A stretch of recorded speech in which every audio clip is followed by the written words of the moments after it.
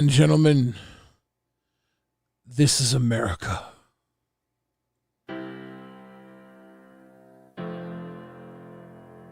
Happy day, and it's cold outside, so I've got rent to pay. I guess you might say, what would make me live this way? My world, my world, my world. Talking about my world, my world, my world.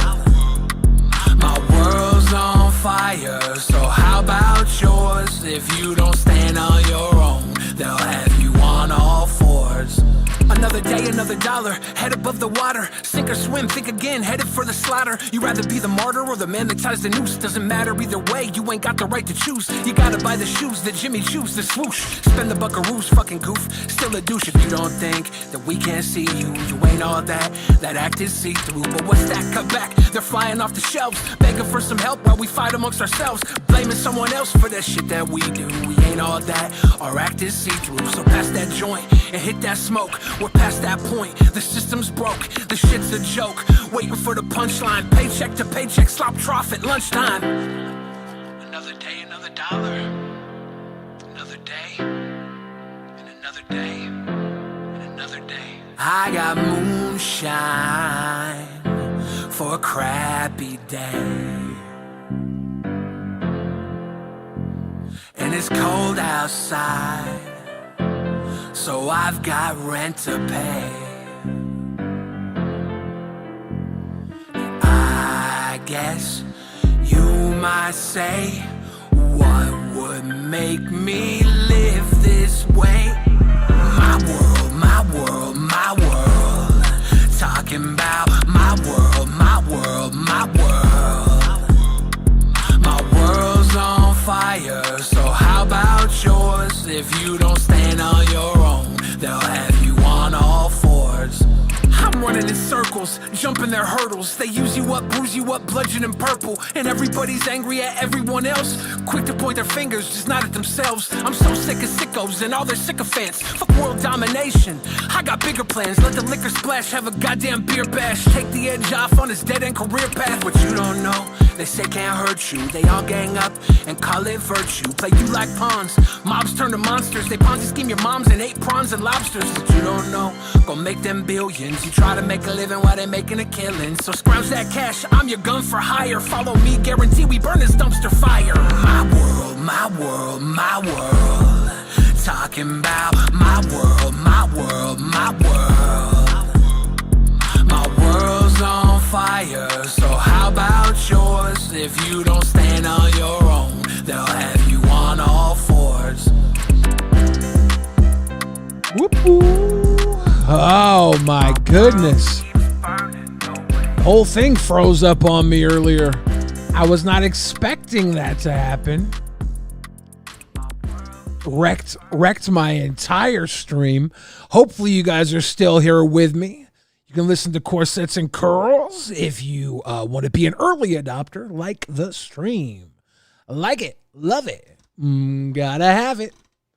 Gotta have it. I'm going to try and set up chat real quick. See if I can make chat happen. You're not going to make chat happen. You guys like, what's that called? Mean Girls. Quit trying to make fetch happen.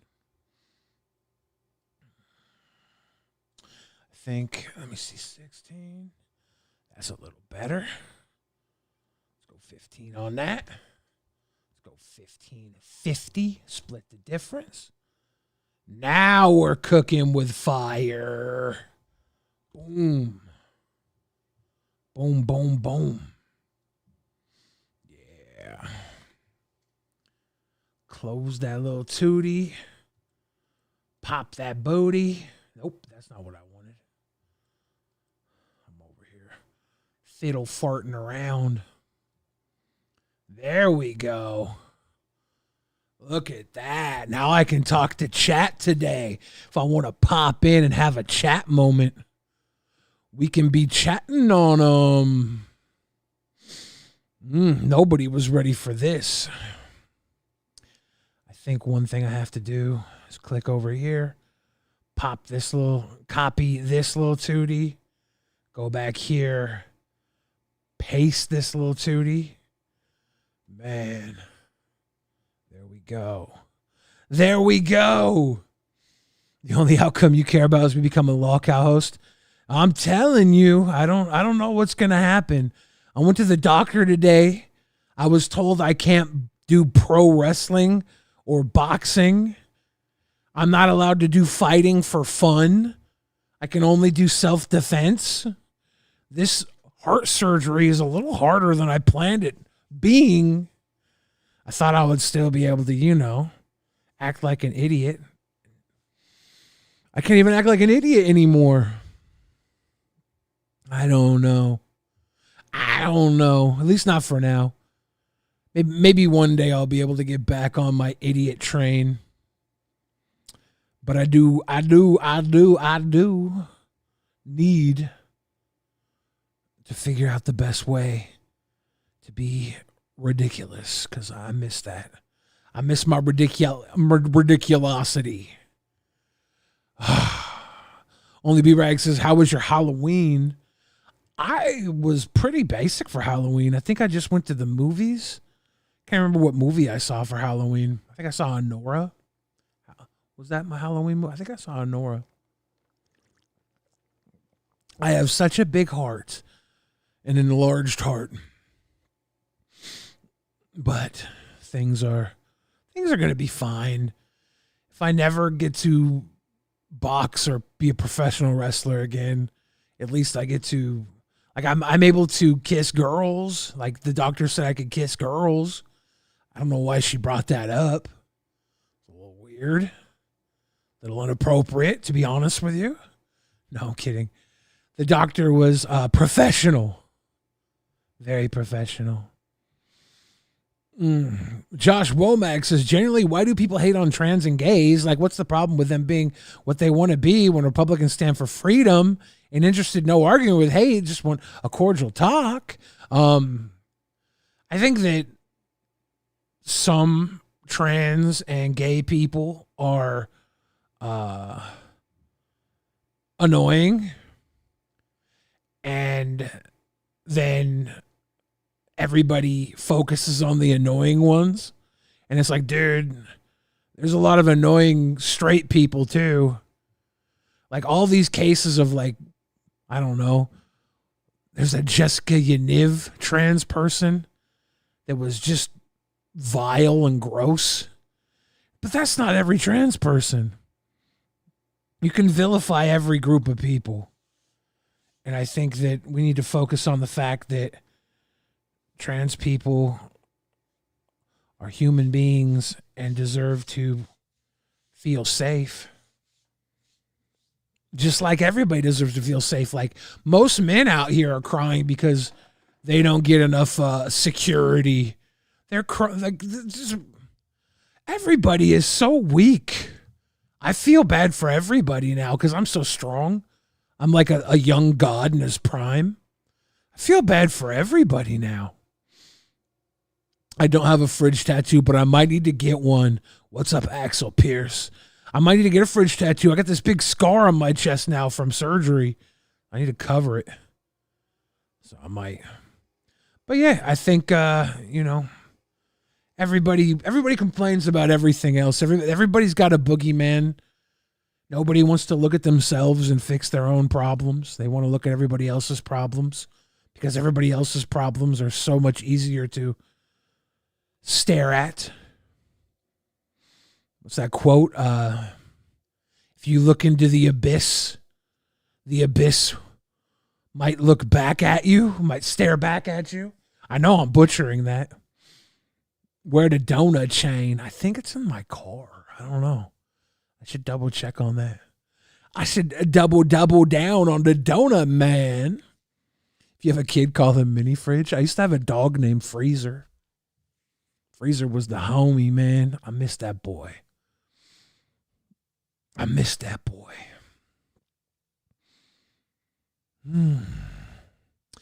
Looking at this chat now, I'm realizing I don't need the chat box on screen. That's a vanity chat box. God damn it. What have I done? I don't know what I'm moving around the background. Don't move the background, Papa. There we go. Let's move this chat box down. Pop that up. Yeah, baby. Pop that poonan. Janie says, should I take a bunch of shrooms and let the election decide if it's a good trip or not? Ah, you're wild. Do you have shrooms? Because I would say don't. But if you have them, how could you not? Do you understand? How could you not? Why does everyone on DMT see elves? Dude, if there are actual clockwork elves that control the metaphysical realm, that'd be weirder than there being a metaphysical realm, right? Like, oh yeah, there's just these clockwork elves that control the metaphysical realm. I can handle a metaphysical realm, but I can't handle elves that control it. Jeeb's off shrooms right now. Bonesta says my dogs are crispy and crunchy. Why does that sound delicious? I hope you're not talking about your dog. The Apex Machine, hashtag Billy for LolCow host. I'm telling you, man. It would have been a cute one. I don't know if they're going to have me be LolCow host, though. We'll have to see. Maybe one day. I'll be the cutest boy on LolCow. Oh, yeah. You like that? Let's go into... what do we got here? Dum, dum, dum, dum. Let me see if this works. Dum, dum, dum, dum. It's my dum, dum, dum, dum. This is the scorecard so far. Looks like Kamala has 3 potential electoral votes. Trump has 23. The House Democrats have 214 seats up for election, where the Republicans have 221 up for election. And they have solidified 53 Republican seats to 19 House seats. The Senate is 29-40. But the Republicans only had 11 up for re-election, where the Dems have 23. It could be an interesting swing. The Republicans have gained 1, and the Democrats have lost 1 already. We got 20 governor races. It looks like the votes are in, 9% tallied. Kamala has 6,148,541 votes. Trump has 7,525,904 votes. This UFC fight sucks. What's up, Swift Scott? Happy election day. So we'll check in here and there. You can see Governor Chris Crispy is chilling on my screen. I have no idea what he's saying. Whatever Chris Crispy is saying. Should we listen to this guy? With no opponent, everyone had withdrawn at that point in those states.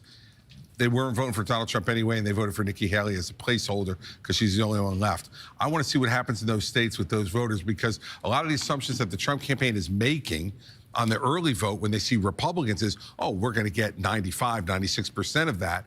But if these numbers are an indication, they may have a lower number, and that will hurt them in those states. Uh-oh. Do we see Nikki Haley support anybody?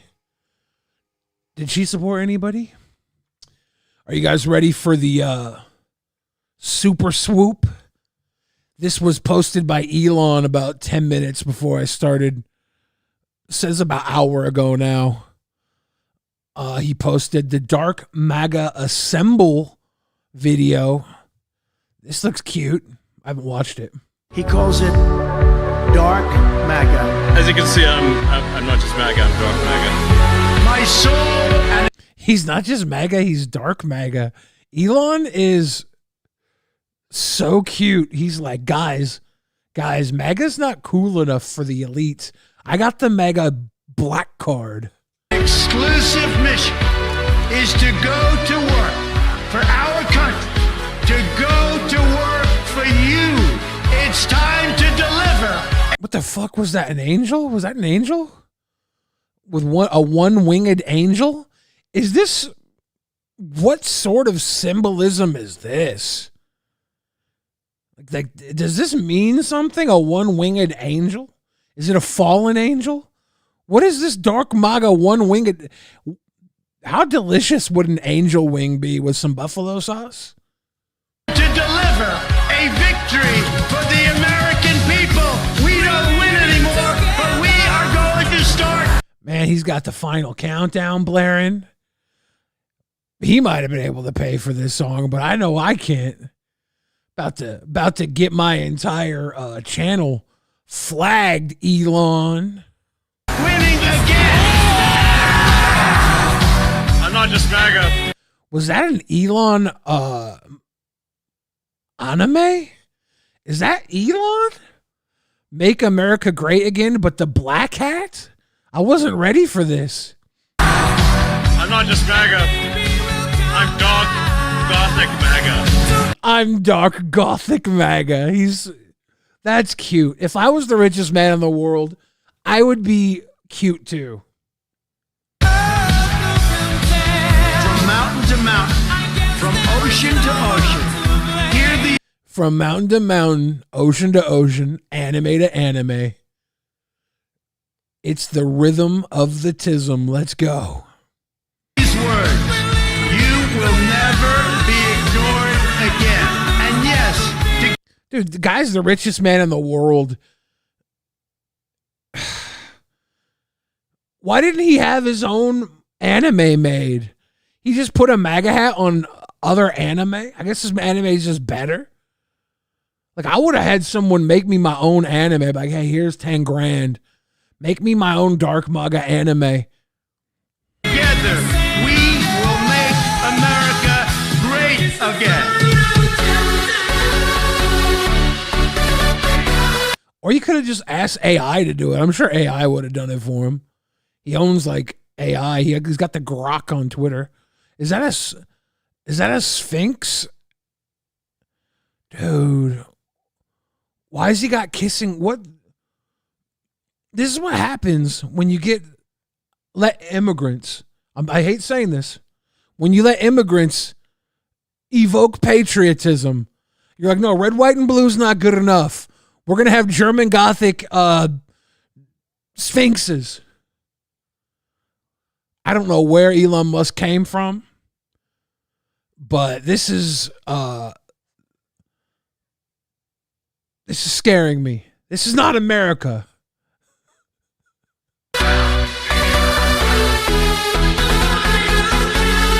Got to have the little McDonald's moment in there. Let's go. This thing's only halfway done. He's already got sphinxes and anime. America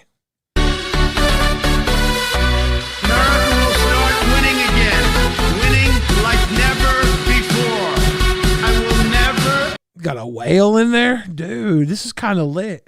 ever let you down. He's got figure skating and angel booty. Is that an angel's booty, or is the angel saving a regular booty? Is that a fairy? It's got fairy wings? I'm so confused, dude. This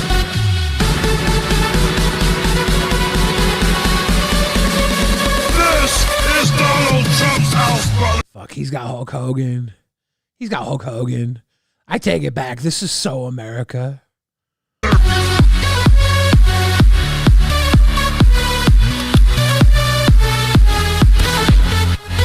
Yeah, murder weapons. Let's go. I will always give you my love.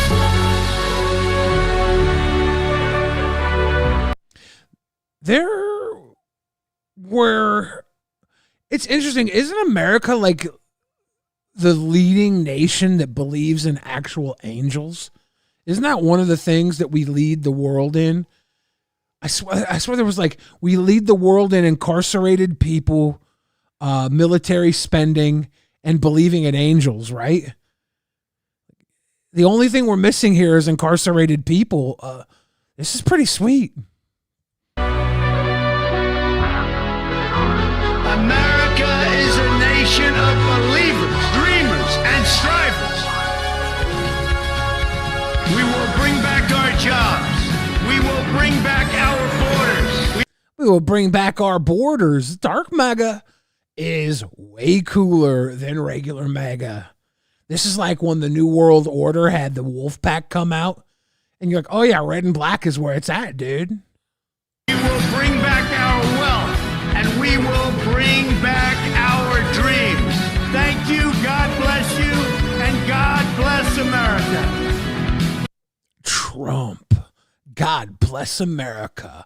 If you guys are on the Discord, discord.gg/BTF, we have a live content section, live streaming section for content.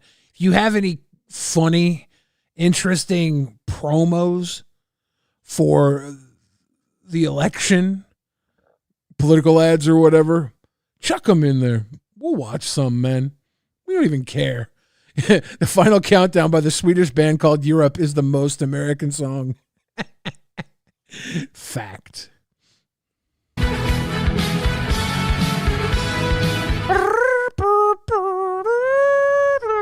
Let me type in the Discord for people who need that action.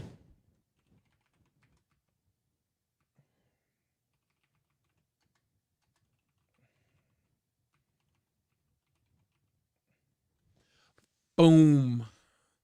The final countdown. Do-do-do-do.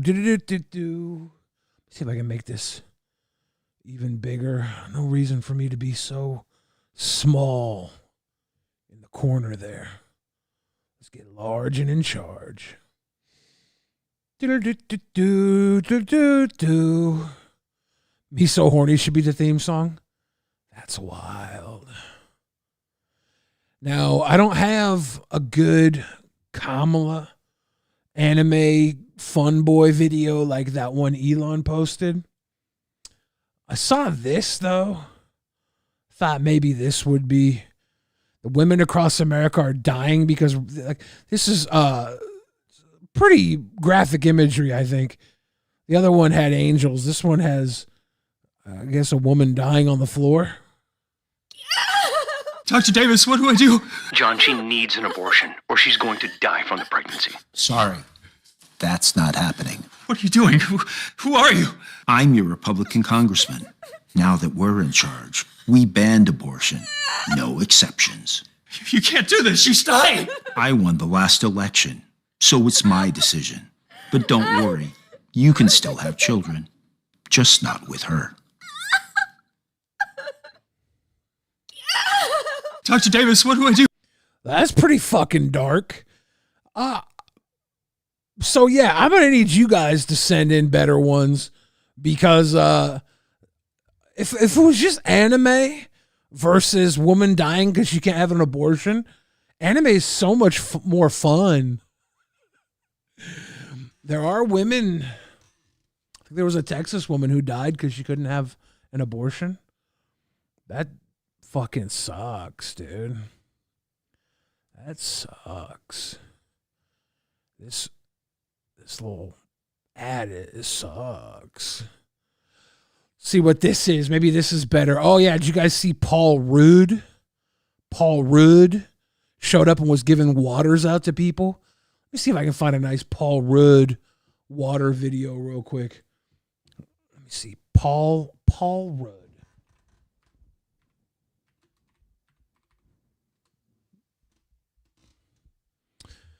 Doom, doom, doom. Yeah, Paul Rudd video. This is Paul. Here's a nice Paul Rudd video. Paul Rudd. I'm going to make myself a little smaller. Might have went a little too crazy on being full screen, Billy. That's more respectable. Paul Rudd. Paul Rudd just showed up, Nicole, because he heard the line was so long. Paul, what brought you out? I just want to give people water. They're waiting in line for a long time, and it's a wonderful thing that all these young people are out voting. 2 hours, they're saying some of these young guys are online for. It's impressive. When you heard that, did you say right away, I got to come out here, get to this line? We've been doing lots of stuff today here in Pennsylvania, and yeah, we wanted to come out and tell these students that they're doing really great things. Paul Rudd just showed up. Nicole, Paul Rudd. was so long. Paul, Paul Rudd was giving out waters. This guy is not okay with that. Now, Paul Rudd is with that reporter, and he's handing out beverages and snacks to all of the students online, influencing their vote. This is illegal. Now, Paul Rudd. My guy is calling Paul Rudd out for breaking the law, influencing people's vote with water. You think that he was actually influencing the vote with water? Shum Leader says, I partially blame Billy for telling all his viewers to vote for Kamala. Look, I'll be real with you, dude. I told nobody to vote for Kamala that watches me. All right. What I did, because I live in a blue state, my vote doesn't matter. For the last 7-8 years, I've been grooming children, knowing that now that they're old enough to vote, they'll vote Kamala. Okay? I haven't been grooming them for any gross, nasty stuff other than voting Kamala. If you think voting Kamala is gross and nasty, then okay, yeah. I'm gross and nasty. But I have only been grooming kids in swing states, okay? I'm not a sicko. I've only been grooming them, so now that they're 18, they're going to vote for Kamala. Okay? In swing states. I'm talking about kids in Ohio, kids in Pennsylvania, kids in Arizona. I don't know other swing states.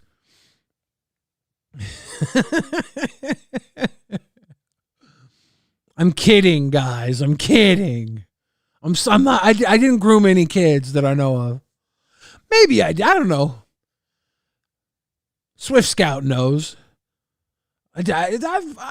Swift Scout. Did we groom any kids when we were hanging out with Onision? Did we? I can't remember. It was such a blur. It was such a blur. Georgia, yeah, all the Georgia kids. Dude. Let's take a look. Take a look. It's in a book. Reading Rainbow. Fight breaks out after Trump supporter clashes with poll worker over MAGA hat dispute.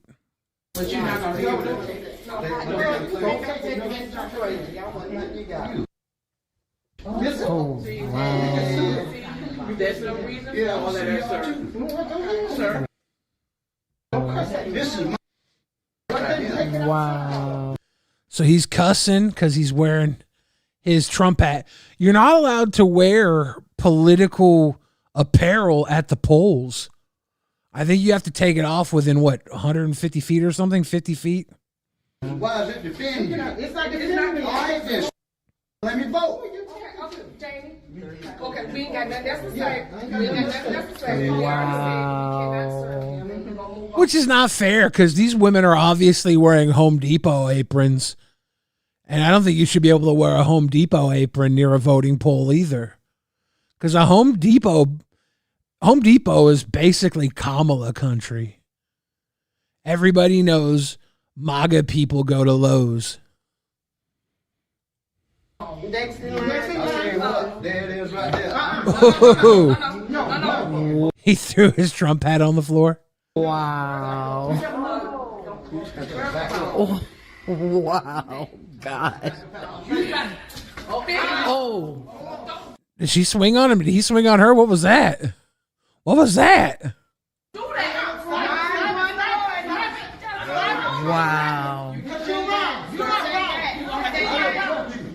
Wow. Wow. I'm surprised nobody has screamed World Star yet. That's what we used to scream when we were kids and we would get in fights on camera. We would scream World Star. This is for all the young people. They don't know. Your grandma used to scream World Star before she beat a bitch. Wow.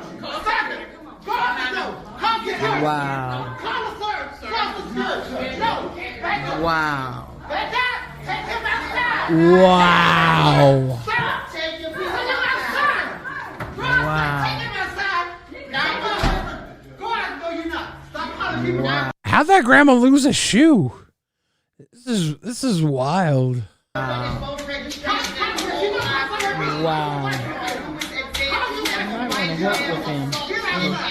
Wouldn't it be great if this guy didn't even vote for Trump? Like he was there to vote Jill Stein. He just loves his MAGA hat. May want to vote for him. And his last name is Dillinger. White male, blue shirt. Blue jeans. White male, blue shirt, blue jeans. Curses, assaulted an employee of the state. Let's go. He is Mr. Stillinger. Last name Stillinger. Wow. Wow. What, do they still have face mask 24?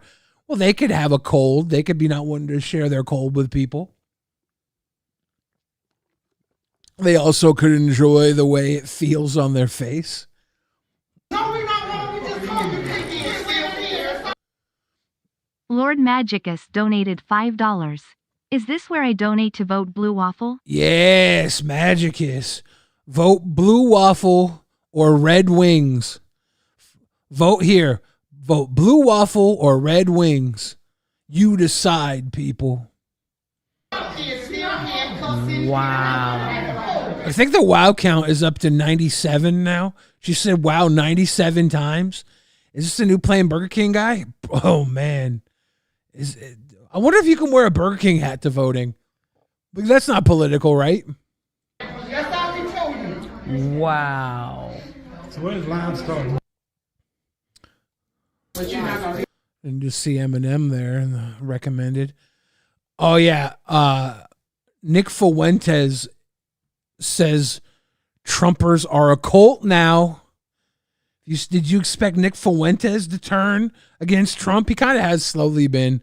But this is like a full-on Trump is a cult. Garbage.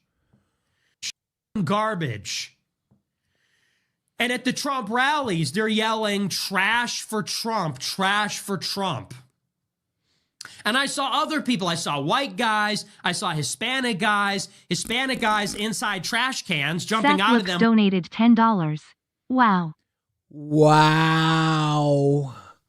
Wow. Wow. With Trump signs. White guys with garbage bags that say trash for Trump 2024. And that was kind of like, to me, that was the moment when I realized Trumpism was a cult. That was the moment when I realized liberals are right. That was the moment when I realized it has gone too far. It is Frankenstein's monster. We have created a golem. It is a problem. You know, for years, liberals said, it's a cult. You're in a cult. And I said, you're going to jail. You're going to jail.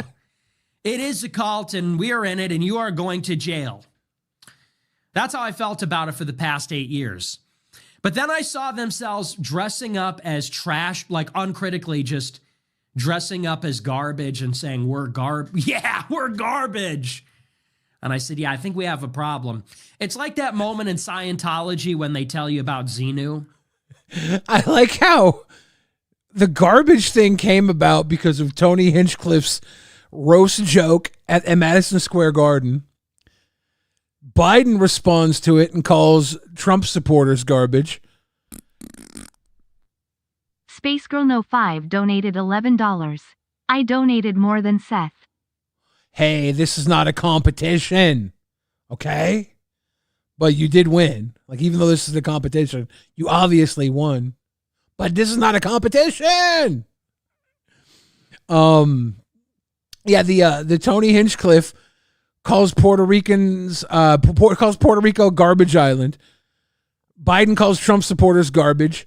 Trump gets in a garbage truck. Trump supporters start wearing garbage, and Nick Fuentes says this is too far. This is too far. All because of a joke. Tony Hinchcliffe said, "This is the butterfly effect, baby." Beefy McSteak says it could be a competition.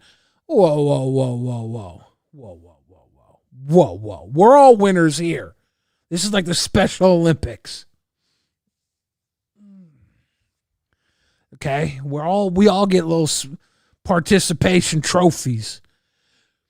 Because this is the kids wearing their garbage bags. The current so-called president of the United States called Trump supporters garbage. So we showed up as garbage. Yeah, we're going to wear that proudly because we are Trump supporters.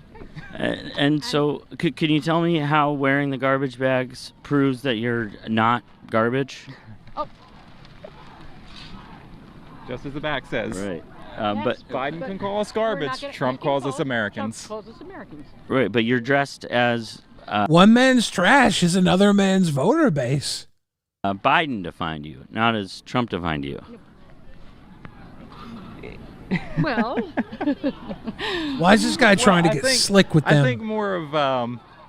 we're taking it as a joke at this point. Well, like it would make sense if you were wearing an American flag and you said Biden calls us garbage and Trump calls us Americans, you're wearing an American flag. I'm confused. I'm confused. This guy shouldn't be using logic with the MAGA crowd. They don't need your logic.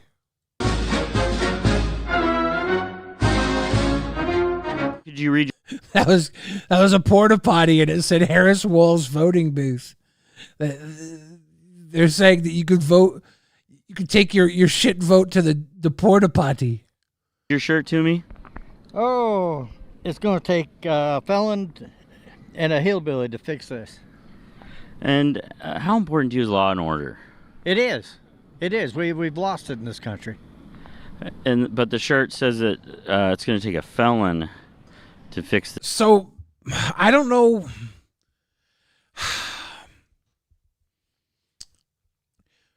I don't know if I should say this, but are MAGA just like boomer juggalos? Like, they love their merch. They love their merch. They love their gatherings. I don't know. Is there a MAGA Fago equivalent? Would it be that American beer? That non-woke beer? That's not really the Fago equivalent. But I kind of think MAGA is just like boomer juggalos. Tell me if I'm wrong. Does that feel ironic to you? No. Who's going to win the election? Donald Trump. Will you trust the election results if Donald Was Trump where she was pointing to? Okay, I got to go back here because this woman was pointing at something. Who's going to win the election? Donald Trump. Will you trust the election results if Donald Trump wins? Yeah. Will you trust the election results if Kamala Harris wins? Hell no. There you have it. They take everything he says out of context. But when it comes to these people... This guy is wearing a garbage bag, but these are like the scented garbage bags. He looks so tiny. This is a small bag. Super Nugs, don't bring us into this. Look, juggalos have very undeniable characteristics. All right? Juggalos love the gathering. They love the merch. They are diehards, fanatics. I think MAGA is like juggalo mentality, but for Trump instead of music. I might be wrong. I'm not saying the two are the same. I'm just saying you have similar habits. I believe nothing of what I hear and only half of what I see. Speaking of out of Is he really speaking in Munchkin? I believe nothing of what I hear and only half of what I see. We represent the MAGA Pop Guild, the MAGA Pop Guild, the MAGA Pop Guild. We've got an orange president for you. context, last night at the rally, did you see what he did? What did he do? He did a I don't even want to do it. It's a little lewd. Okay, so everybody says what a slut Kamala is, right? That's the big talking point for the right. They're like, Kamala's a slut. But we have not seen Kamala's neck game. All right? Trump actually showed us more legitimate neck game than the Haktua girl did. She just said spit on that thing. She never even showed us any neck game.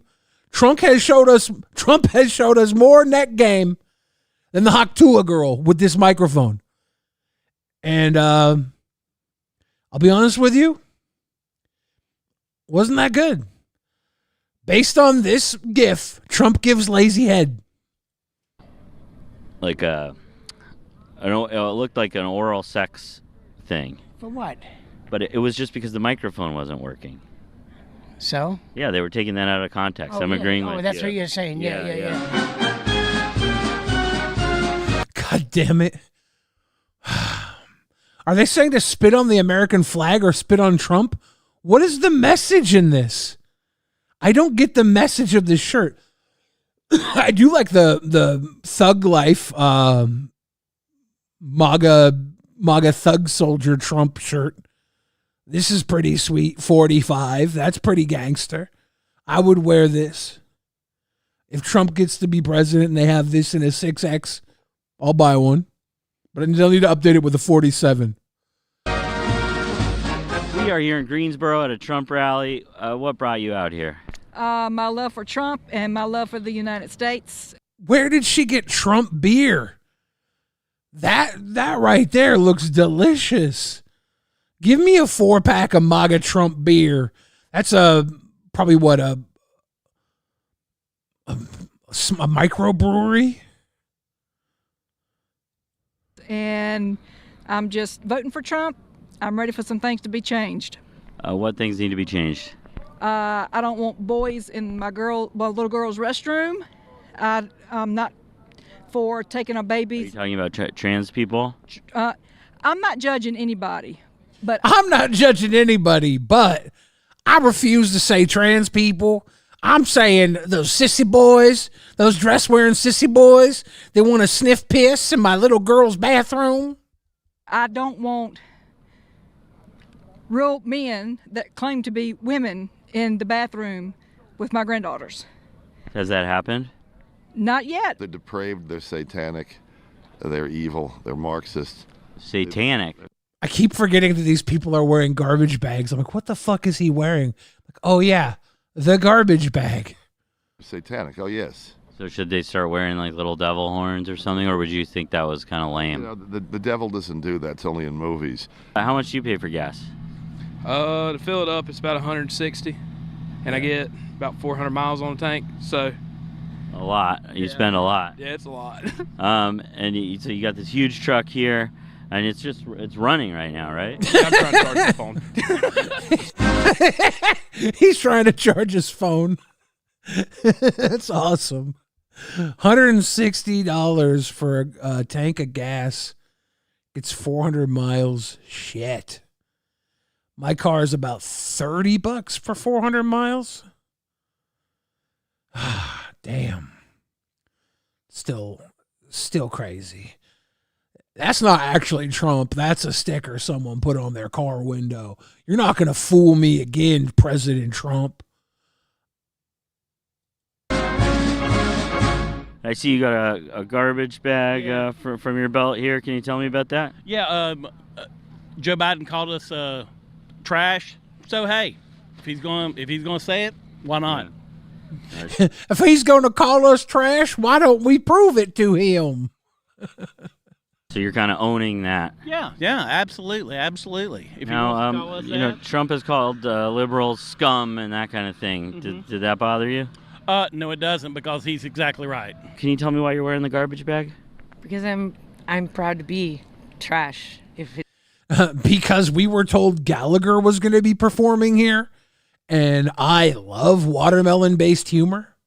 Wait, watermelon smashing-based humor? You're not going to get me quoting that one racist jokes. It's under Mr. Trump. Absolutely. Okay. We are here in Greensboro, North Carolina, outside a Trump rally, and you, sir, you're wearing a garbage bag. Why? Well, because Joe Biden called us garbage, and we're deplorables. We're garbage. We're in. Dude, I love fucking Bro Pesci over here. This guy is my homie. I don't care. Like, he's got a whole fucking key ring going on. My man barely fits in the garbage bag. He got like a slender garbage bag, you know, because he's a tiny guy. He was like, I'm not going to fuck around with some loose ass garbage bag. I'm going to have the right said Fred, I'm too sexy for your trash bag look. Anything they want, but what we are as Americans, we're Trump people. And do you feel like you as Trump people are garbage? Hell no. But liberals are satanic, and they bathe in the blood of the infants that they slaughter. Dude, I have never bathed in the blood of the infants that I slaughtered. All right? Sounds like such a waste to me. I do the adrenochrome sacrifice, get the adrenochrome out, and then wash the rest of the blood away. I'm not a sicko. To pay homage to Moloch, their demon god. Are you? Dude, Moloch is not just a liberal thing, okay? Anybody who knows Bohemian Grove knows that was a bipartisan satanic meetup. It was not just Democrats. The fact that Democrats have to own all the Moloch bullshit is unfair. Moloch is bipartisan demonic worship. You being serious right now. Yes, I am. So Donald Trump says Elizabeth Lynn Cheney is guilty of treason. Read truth if you want televised military tribunals. Does that seem vague or like not a real threat? Especially he's running for president? But I don't see that. How is Liz Cheney the bad guy? I thought Dick Cheney was the Darth Vader of the 2000s. He said it. This is him retruthing it and asking other people to retruth it. People are saying that Joe Biden called Trump supporters garbage. People seem to have an issue with the rhetoric. Let's check out what kind of merch we got here. Says, fuck Biden.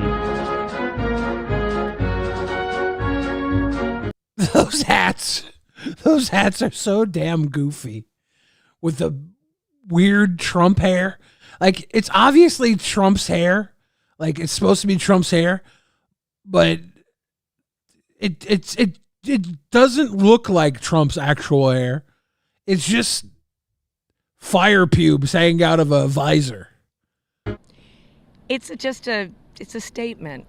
It's a statement. It doesn't prove that I'm not trash. It doesn't prove that. We definitely bring up Dick Cheney in 2024.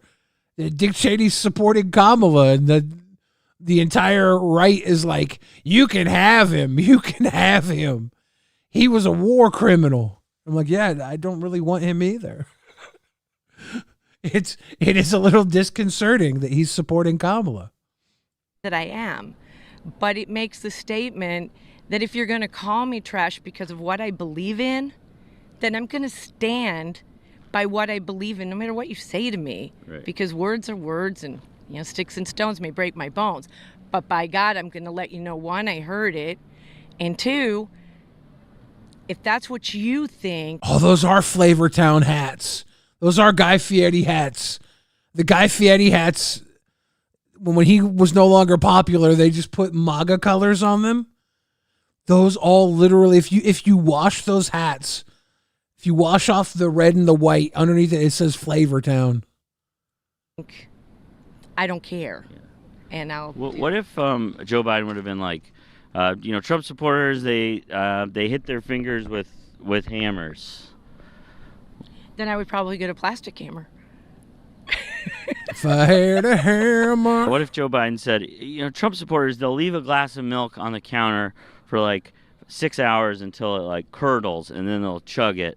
Dude, don't chug curdled milk just because Biden tells you to. That's not okay.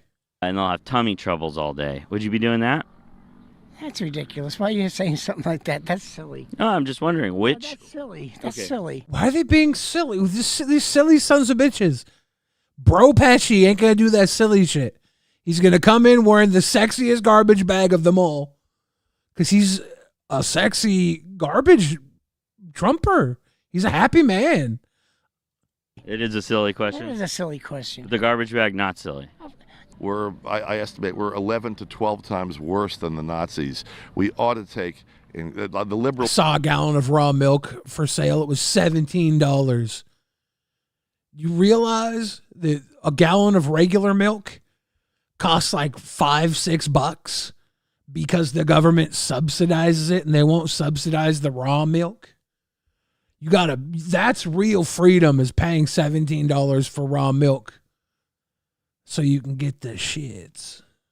Liberals want to take. You consider yourself patriotic? Yes, I do. When he first took office, he had the Republicans against him too. Because now he's almost. This fucking hat is so cute. I love this.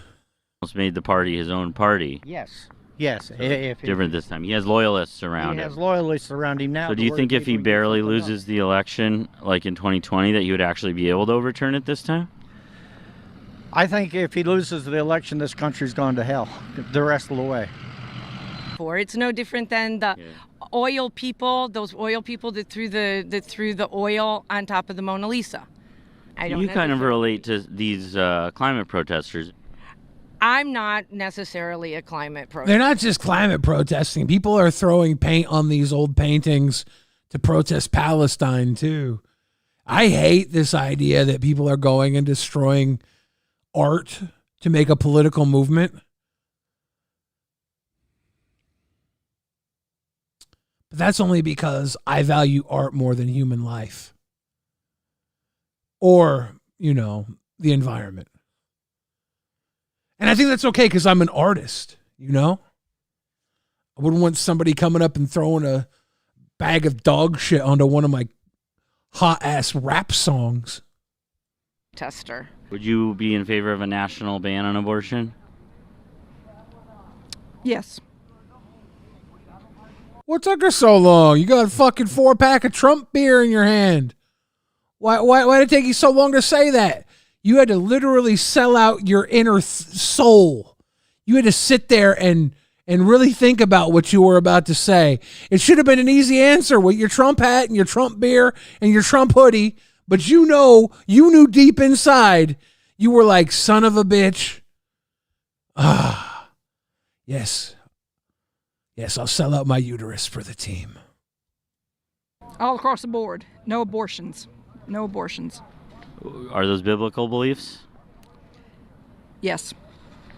It looks like you're a local of North Carolina. Do you plan to vote in the governor's It's nice to see thems coming out and voting for Trump. race? I already did. Did you vote for Mark Robinson? Oh, no. I don't vote straight. I vote for who's right. And what was your issue with Mark Robinson? Well, I think he does spew hatred. I've watched his speeches. I don't watch mainstream media, but I watch, and I don't like how he speaks about my gay population. And I'm an educator for 20 years. And Mark Robinson was just too extreme? Yeah. You consider yourself MAGA? Oh yeah, 100%. And he's too extreme for MAGA? Yes. So going into 2024, will you trust the election results if Donald Trump wins? If he wins, will I trust? Of course, I'll trust. Fuck, I love this little guy so much.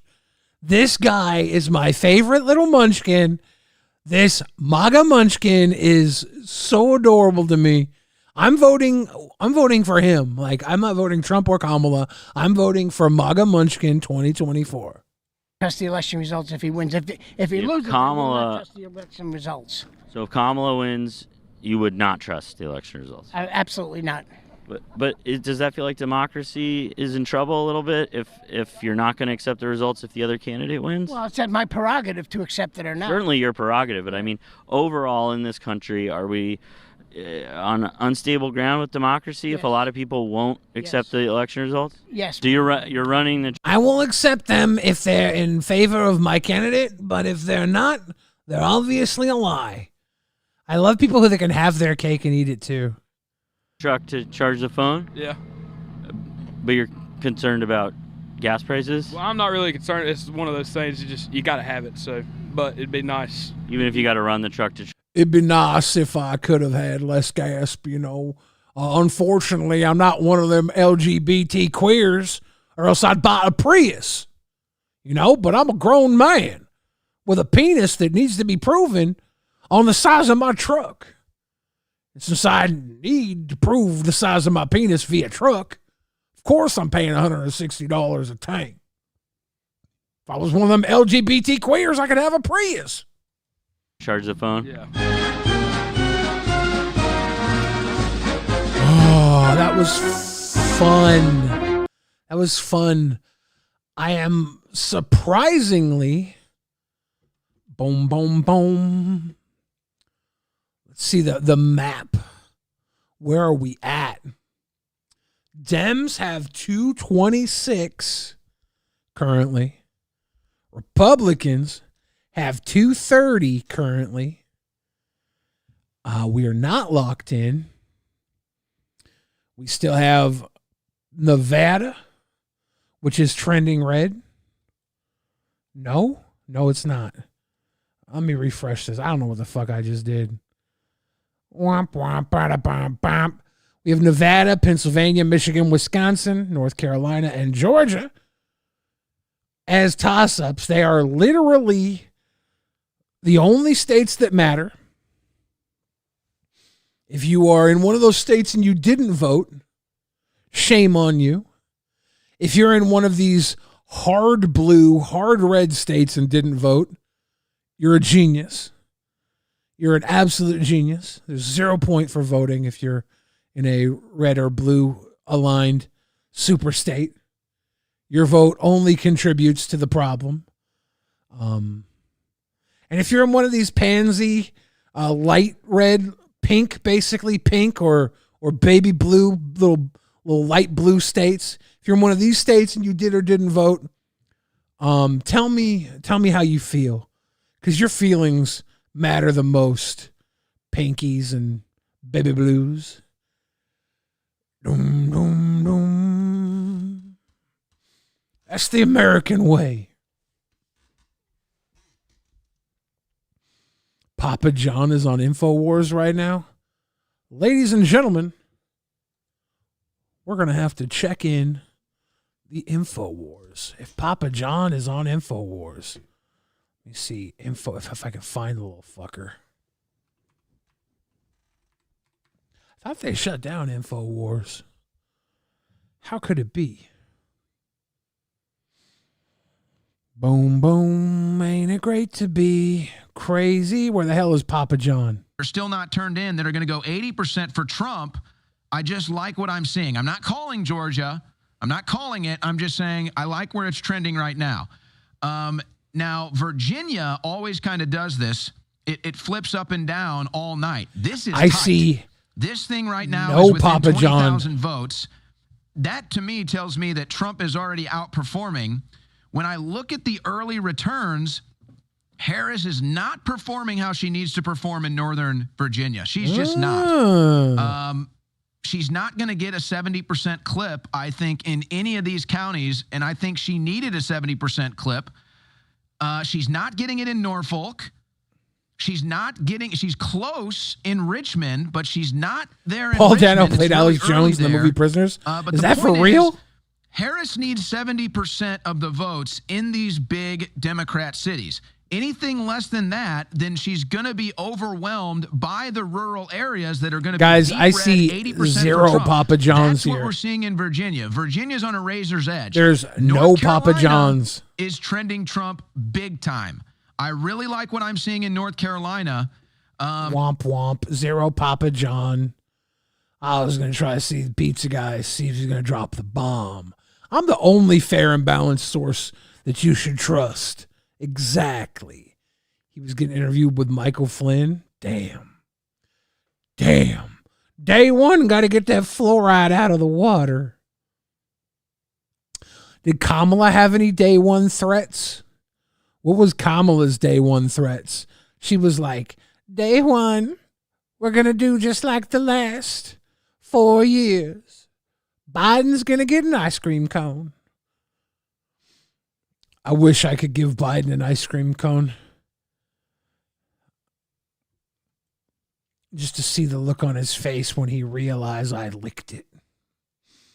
Boom, boom, boom. Let's see. Let's take a look at the trending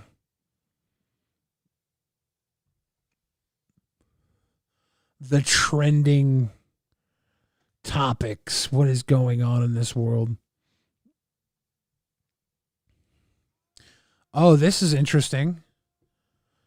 You ready for some hot shit, America? Hassan Piker says he'll bear it all if Kamala secures Texas and Florida. Here. What would you do if Kamala wins Texas or Florida? I don't see that at all, but I mean, that would be fucking insane. Would you show ass? I'll do a fucking nude photo shoot, like a tasteful one. If Kamala Harris wins Texas or Florida, which is incredibly unlikely, I will literally do a tasteful nude photo shoot, okay? Tasteful. What would you do? Tasteful nudes. All right, everybody go out and change your vote in Texas and Florida. Vote blue so you can see a tasteful nude of Hassan Piker. Shit. I didn't know Hassan Piker's peenie pictures were on the menu today. Shit. Didn't Leafy in 2016 say he would show nudes if Trump won? And then Trump won? And then his phone got leaked anyways? Let's see that peener, dude. What is the good life? I'm looking here for trending topics we might be able to jump into about the election updates. You guys crying for Peanut? Has this been a hard one for you fans of Peanut? You voted Harris in Texas? Look at you, Swiss Scout, trying to look at that dick. That tasteful Hassan nude.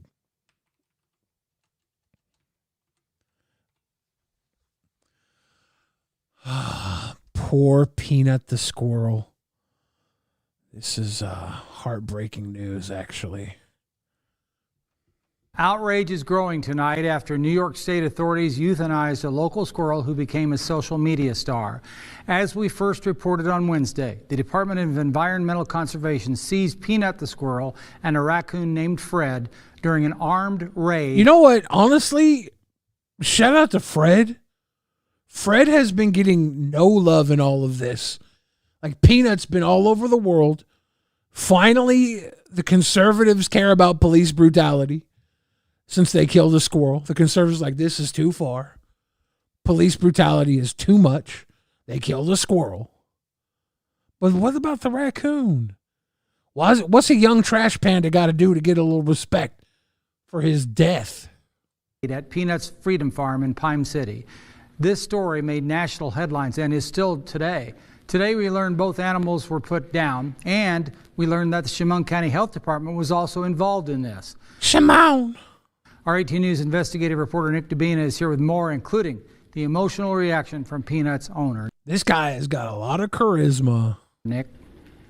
Hey, Jim. Well, before publishing this story, we called Peanut's owner to ask. Never mind. This guy's got a lot of charisma. If he had received any updates on Peanut's fate 2 days after the raid. Mark Longo said no. Is this like Russian info agents doing American news? Nobody told him his animals were put down. Now, we first reported on Peanut last year when Longo started Peanut's Freedom Farm in Pine City after rescuing Peanut 7 years ago. Longo said he found Peanut after his mother was hit by a car. He rehabbed Peanut and tried to release him into his backyard, but Peanut never developed the instincts to survive outside. Longo then let Peanut live inside of his home. Peanut racked up a combined 3 million followers on TikTok, Instagram, and Facebook.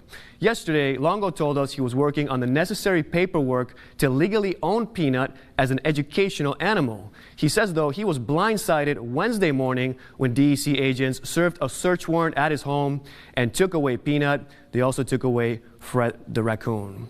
The statement released to the media says, the Chemung County Department of Health and the New York State Department of Environmental Conservation are coordinating to ensure the protection of public health related to the illegal possession of wild animals that have the potential to carry the rabies virus. On October, outrage is growing tonight after New York. Fuck this Longo guys. says Fred the raccoon and anyone who has been in contact with these animals is strongly encouraged to consult with their physician. Look, if the animal doesn't have rabies, why do they have to put him down? Like, can't you test a little fucker for rabies? If it bit somebody and gave them rabies, yeah, let's put him down. If the animal has rabies, put him down. But if he doesn't have rabies, if he's just a Instagram star, why are we murdering him? I don't get it. I don't understand rabies. Longo says Fred the raccoon was being rehabilitated before being released back in... Bones just says it apparently bit one of the officers. Why the fuck did they seize the damn thing? Like, can't they just take it into a veterinarian clinic and get it tested for rabies? And say, yeah, guy doesn't have rabies. He's fine. Why the officers gotta come take a young squirrel and a Fred the raccoon? They took Fred too. Also, why do people keep animals at their house for 7 years without doing the proper paperwork to make them pets? Like, as sad as this shit was, they said they had the squirrel for 7 years and they were just now getting around to doing the paperwork. Like, this is kind of a failure on both sides, right? You had 7 years, I guess. Was I wrong? Am I making up this 7-year thing? Scorpio Maxwell, I did not leave DP. I wish I was on DP tonight. It's election night. I have to sit all alone on my channel and cover election results because I'm not on DP tonight. But maybe I'll be on again in the future. Hopefully. I didn't leave DP. Okay? I'm sitting alone on my channel seeing who wins the election because I missed you guys, okay? Okay? I actually missed you guys. And I wanted to talk about the election with you guys. Okay? I didn't leave DP. I was asked not to show up.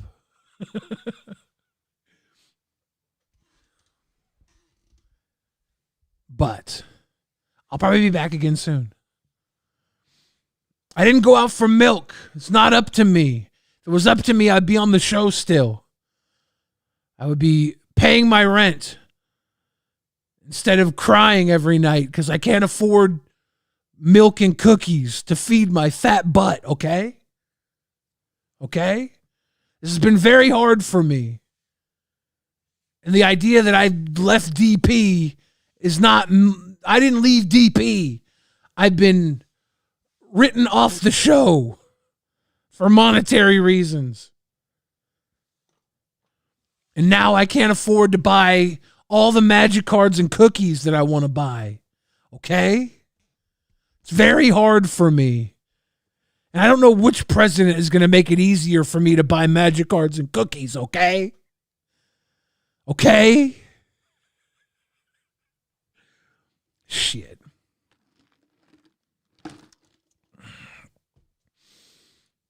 They moved from Connecticut to New York. where they were getting the paperwork for. See, that's a good point, Sticky. That sucks so bad. To the wild. In an Instagram post this afternoon, Longo and his wife held back tears as they announced Peanut's death. Hi, everyone.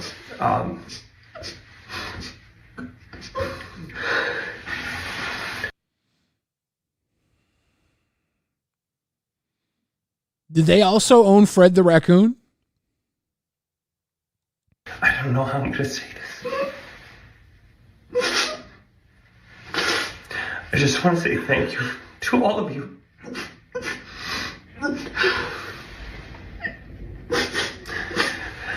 Peanut was the best thing that ever happened to us. And we got confirmation that they put him down.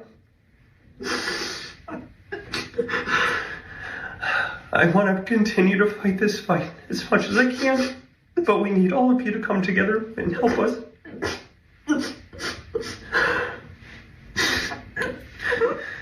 Please continue to help us raise money for the ongoing legal battles and for our nonprofit so we can keep Peanut's name alive. Thank you all. More than 31,000 people signed an.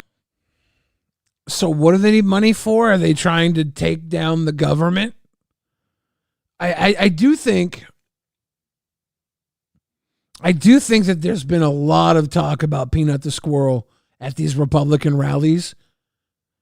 But have they said what they're going to do to change things if Trump wins?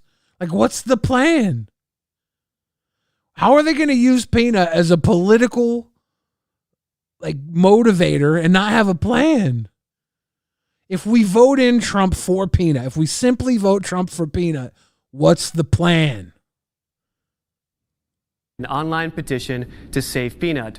A GoFundMe campaign has also raised more than $14,000. The campaign says the Longos are now, quote, committed in pursuing legal action against the DEC. Jim. Nick, you and I reached out to several local lawmakers to try to see if they would have something to say to us about whether or not they were getting involved.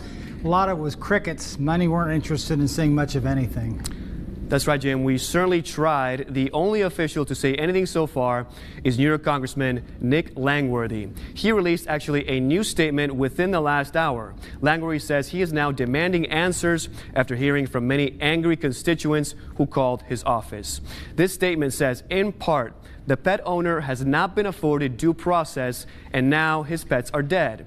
This action comes today as reports have emerged of an illegal immigrant raping a 5-year-old on Long Island. This demonstrates the Hochul administration's deranged level of misguided priorities. In New York State, we have sanctuaries. Okay.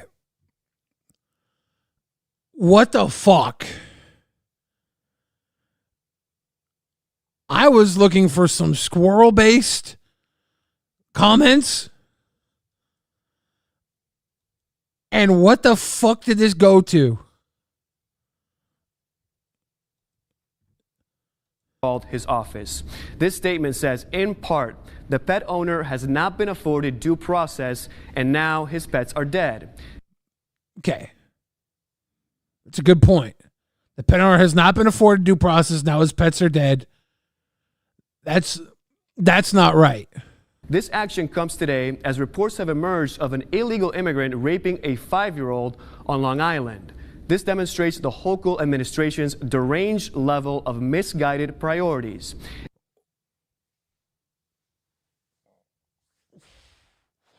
What the fuck? I thought the squirrel thing was going to be the worst part of this newscast. And then our guy just drops this. What the fuck?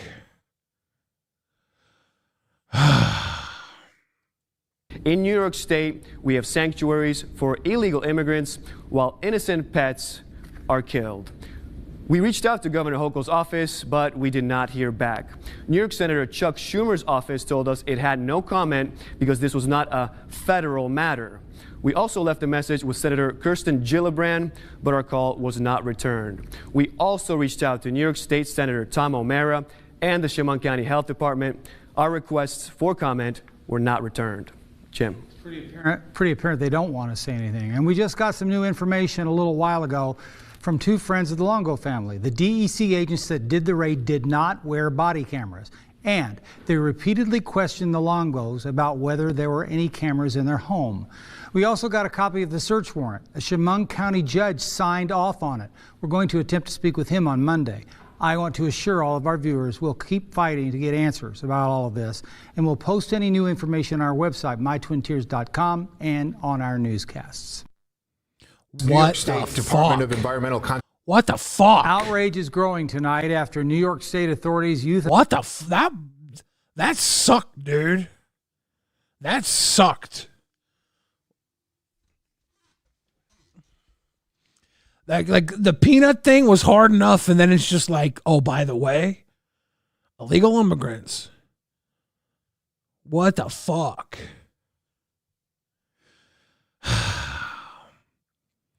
Expert says unlikely Peanut had rabies. It doesn't seem like Peanut had rabies. This doesn't seem like a Peanut had rabies situation. But what the fuck is up with Fred, and what the fuck how it can go from talking about Peanut to like they are priorities. They killed Peanut when they let the worst thing in the world happen. Oh my God. Dude. What the hell? Ladies and gentlemen, we are at 226 Democrat votes, 230 Republican votes. Let me hit the refresh. If you check here on election day, boom, boom, boom. I want you in my room.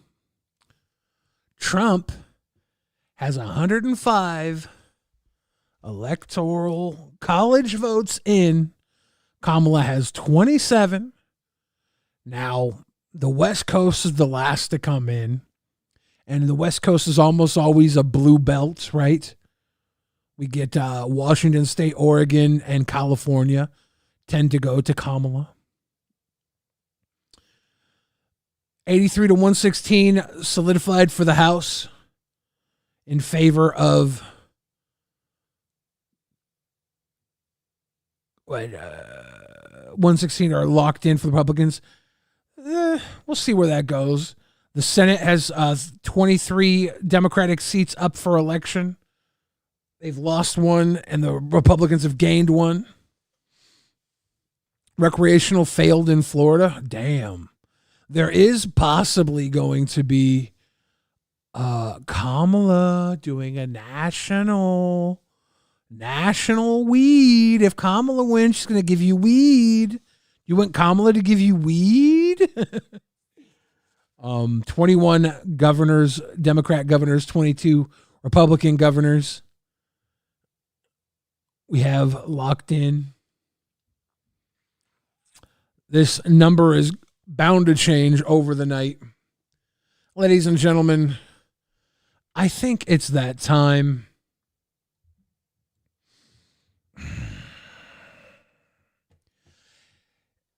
We can look at all of the election coverage.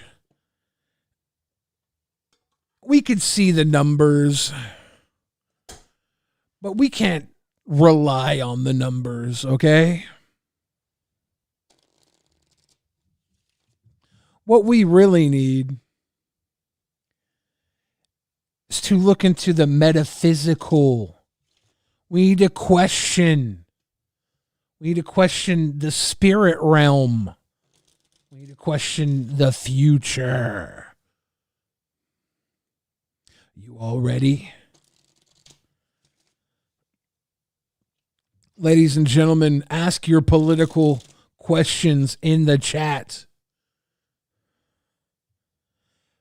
Followed by a number 1, 2, or 3. and we're going to figure out. Ask your political question.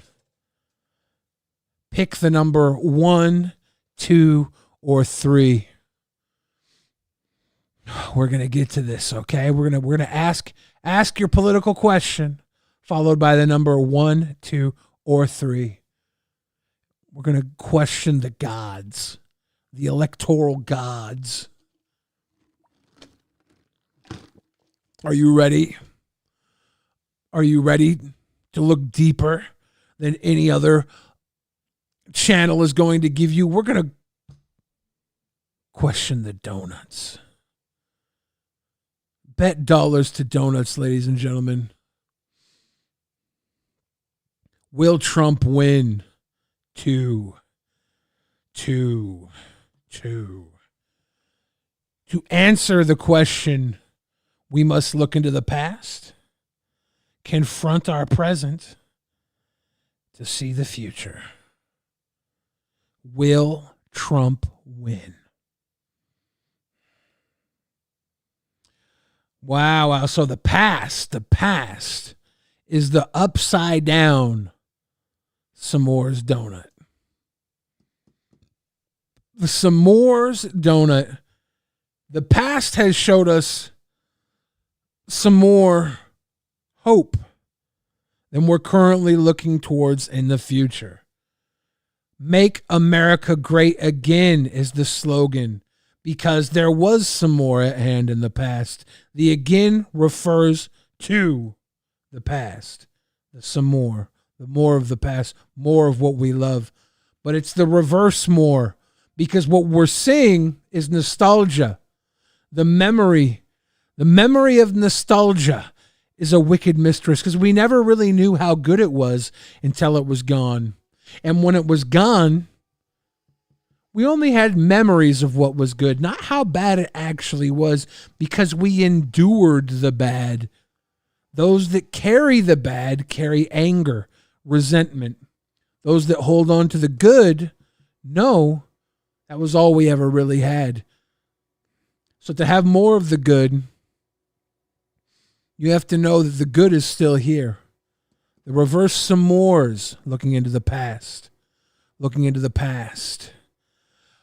But to look into the present, will President Trump win? The present gives mini ring donuts, okay? The reverse mini ring. Mini ring represents a small chance, but the reverse of a small chance. The mini ring donuts, right now we have hope, but our hope is diminished. And the reverse of hope is fear. So our tiny amount of hope is also based off of our amounts of fears that we're harboring. And in the moment right now, this little bit of fear, this little bit of hope is what's going to hold us together for the future, the truth. Card number 3. Card number 3, the future. We've gone through the past. We've gone through the present. The past felt like there was more greatness that we want to have back again. The reverse, present now, everything is small because the now is but a blip in time. The future. The future. The reverse sandwich cookie cheesecake. It's a reverse. Will Trump win? The sandwich cookie cheesecake. It says that not only is it not good enough to be a donut. The future is not good enough to be a donut, not good enough to be what it is. This donut has to mask itself as a sandwich cookie and a cheesecake. Okay? So but what's it's telling me is the future, will Trump win? Not only is it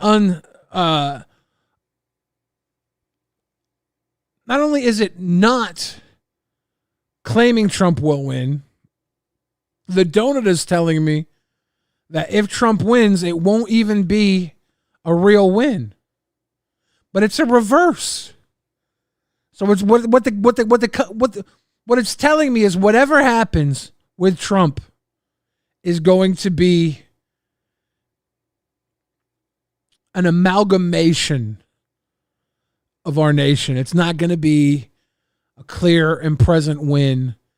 It's going to be, is it a steal? It's telling me it's a lot of things, but it's not what you were sold on.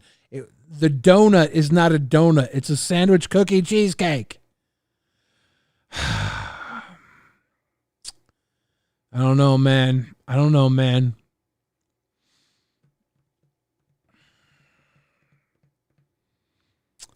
If I had to read the cards,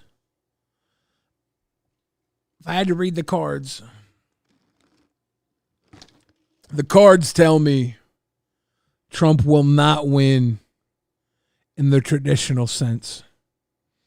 There's going to be some hullabaloo. I could be wrong. I can be wrong, but the cards don't lie. This is what the cards told me. I might have interpreted it poorly.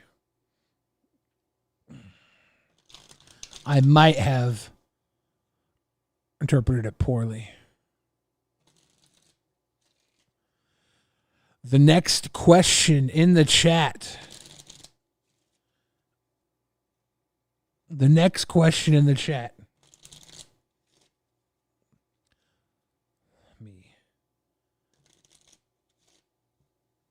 Pop a little Thule. 1, 2, 3. Next question in the chat. Will someone finally clap for Jeb Bush? And you've chosen 3. Well, we'll look into the past, confront the present, to find the future. Ladies and gentlemen, will someone finally clap for Jeb Bush? The first donut representing the past, the upside down custard donut. Custard donut, plain with a filling.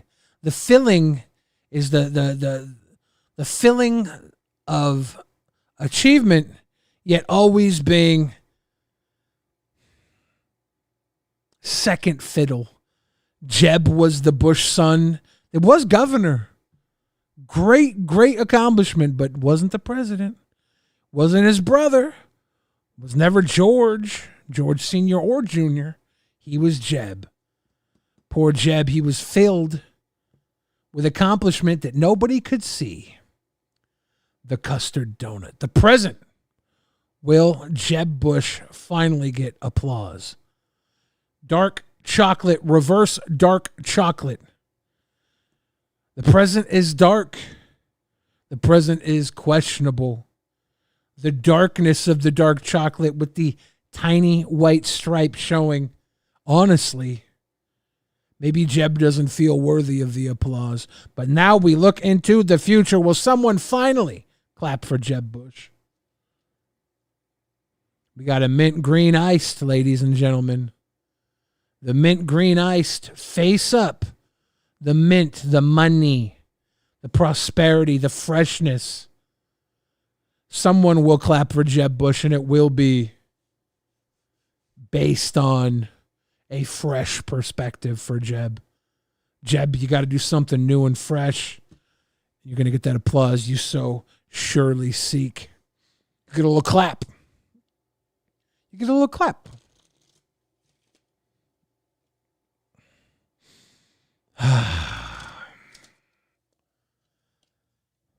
He's too old to be president in 2028. Poor Jeb.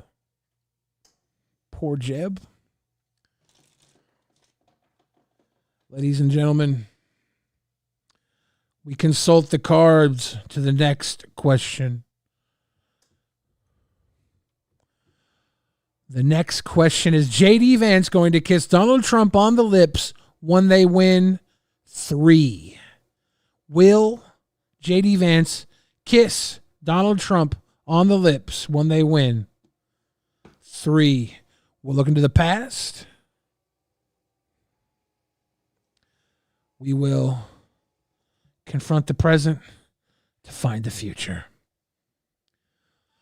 The past, says J.D. Vance, sparkle stars. The sparkle stars represent that homosexual ambiguity that J.D. Vance obviously has with him. His painted fingernails, his eyeshadow. He is the real dark MAGA. His sparkle stars says there is definitely room for a kiss in his heart based on his past. But the present, reverse strawberry dream. The reverse strawberry dream. He has pushed his latent homosexuality to the background for what he thinks is the American dream. The truth doesn't. This is a reverse strawberry dream. That pink, that reverse dream.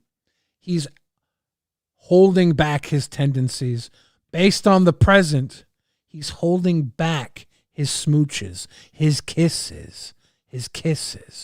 But the future, right here, will J.D. Vance kiss Donald Trump when they win? Ladies and gentlemen, that's the cruller. The cruller, unlike a regular donut, is fancy. That's a fancy pants donut.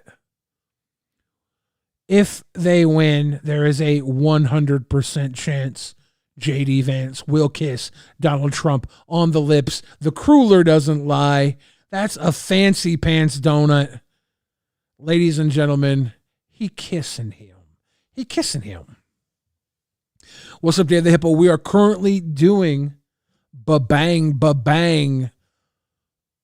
donut tarot reading, answering election-related questions by reading the cards. Like I said 1,000,000 times, I could be interpreting the cards wrong, but the cards themselves do not lie. This is not financial advice. Please don't take the cards to the bank. Don't sell your house based on what the cards say. The next question, will we have another January 6th? And the card picked is 1. Will we have another January 6th? 1, looking into the past. 2, to confront the present. 3, to face the future. Looking into the past, will we have another January 6th? Ladies and gentlemen, the past, the mint green iced, this is confirmation. We've seen the past. We know it's happened before. That's undeniable. It's speaking our language. It's on par. We've seen it happen in the past. We know what we are capable of as Americans. But we will now look to the present. The present is the reverse kitty donut. The kitty donut represents a bit of a playfulness, a safety, a cuteness. But the reverse of the kitty donut, there's nothing cute about this. Right here, right now, we stand at the precipice of time. And nothing cute about a potential January 6th. But, ladies and gentlemen, will there be another January 6th after this election? That's why we look into the future. We got the reverse galaxy. The galaxy is that of the universe, and the universe is that of infinite opportunity, okay? In the world of opportunities, it's possible. But the reverse says it's unlikely. It's possible, yet unlikely.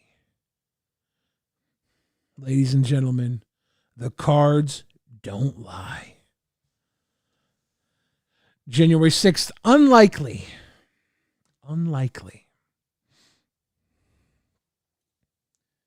Ladies and gentlemen, we will do one more reading. Are you ready for one more reading?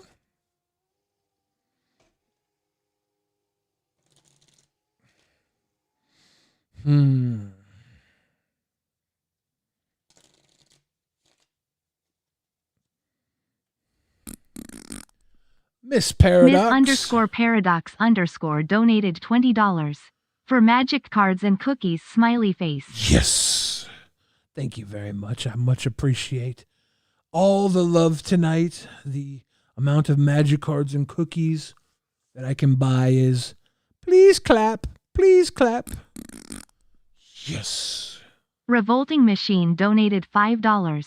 Thank you for hanging with us on election night. Also glad someone will finally clap for Jeb. Gotta clap for Jeb. Gotta clap. Thank you guys for the big love tonight. It's much appreciated. We are going to go back for the next question. Will the election be rigged? Twin City says with number 2 as our choice. 1, 2, 3.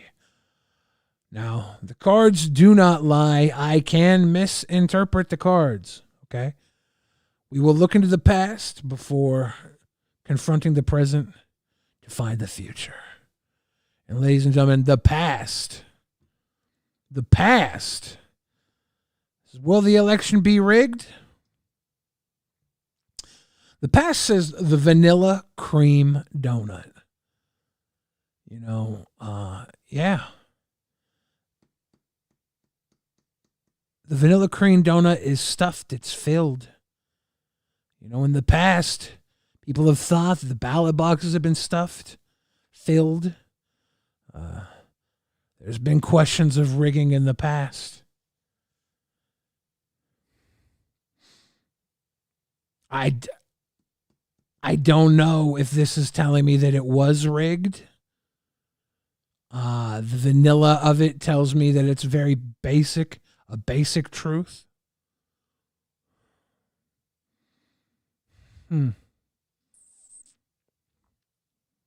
If you interpret that as it being rigged in the past, we'll set that as there have been notions in the past. But we'll look to the present now to find out, whoa, nothing more twisted than a churro. The churro is easily the complication donut. We're looking at a complicated reality right here, right now. The complicated reality we face in the past of these ballot boxes being filled. Is this election rigged? Looking to the future. Pink jelly glaze with sprinkles.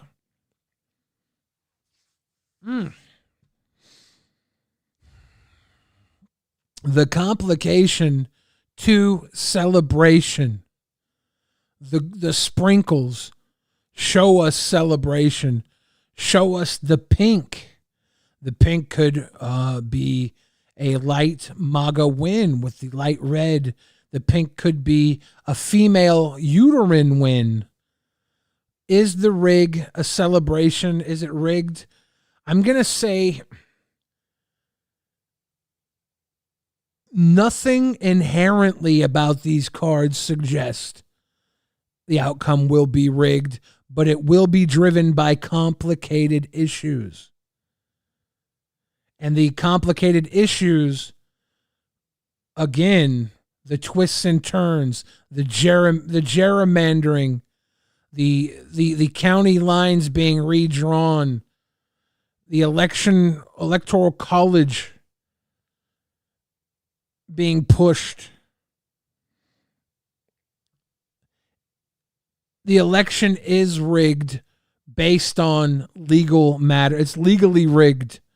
Whatever happens tonight, it was set up by the lines drawn by the party that won through complicated matters. The Electoral College, the gerrymandering of locations puts us 100% in what is a politically rigged state. Not rigged by cheaters, but by politicians. Politicians that forced into law a legal rigging of our country.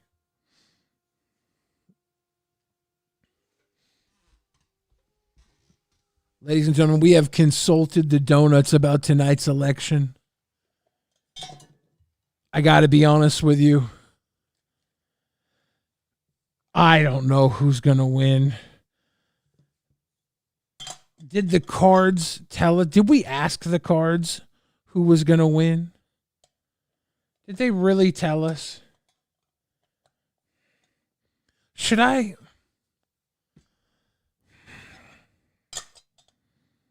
ask very cleanly? I'm going to ask this one. Very clean.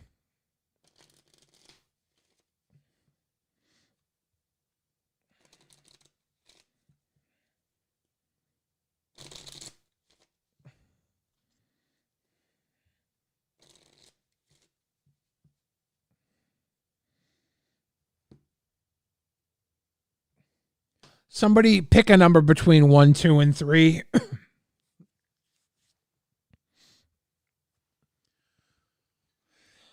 Pick a number between 1, 2, and 3. Will Kamala win the election? Pick a number between 1, 2, and 3, audience. Will Kamala win tonight?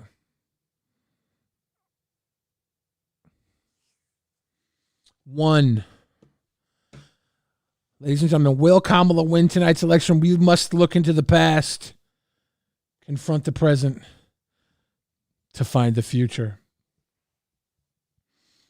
The past tells me, oh, wow, this twisted yum-yum. This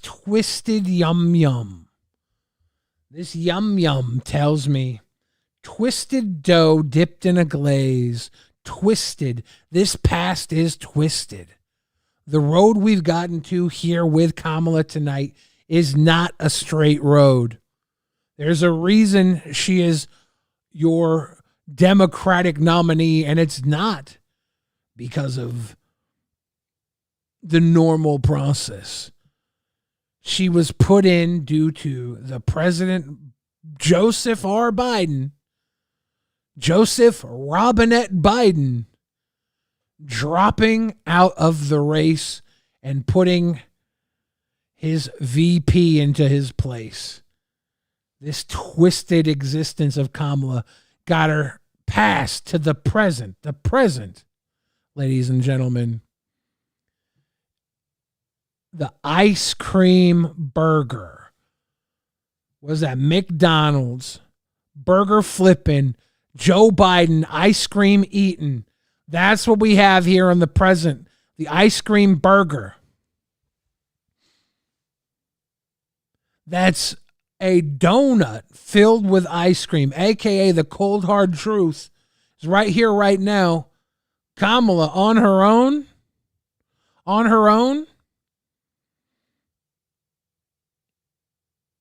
wouldn't have got here, but the party supported her. They put the ice cream in the donut.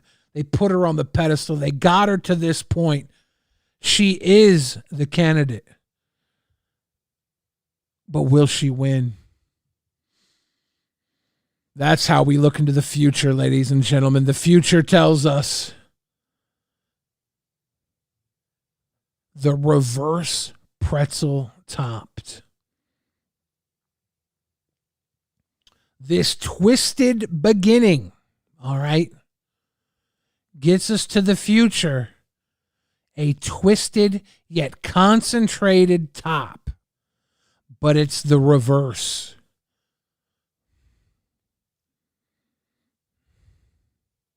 This twisted past gets concentrated into the future.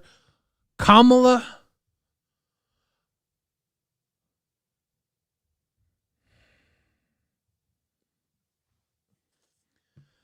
that twisted past, it says right there, the twisted pretzel on top. It's telling us Kamala comes out on top, but it's reversed. She comes out on top, but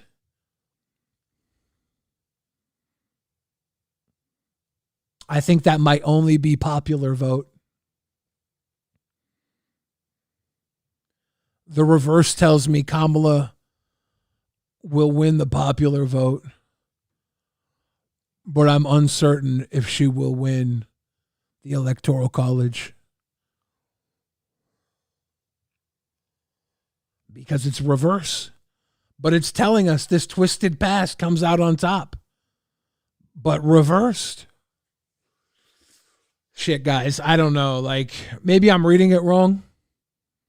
Like I said, the cards don't lie, but I'm only human. My interpretations aren't perfect. I think we've had a little too much sweets for the moment. Gonna put the cards away. Shit. I don't know, guys. I don't know.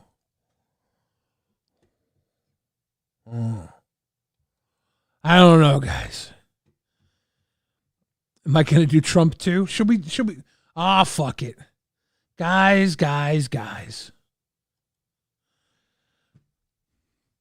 That did leave some question. Let's do directly. Let's ask directly. Is Donald Trump gonna win? Okay? We'll do a direct question. Is Donald Trump gonna win? Because Kamala, based on interpretation, they're saying Kamala will win, but there is a caveat there. She might just win the popular vote.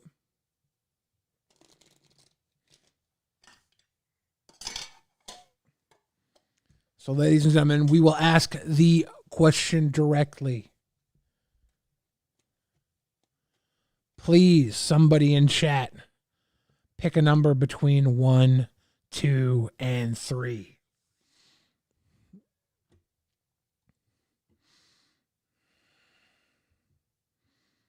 Please.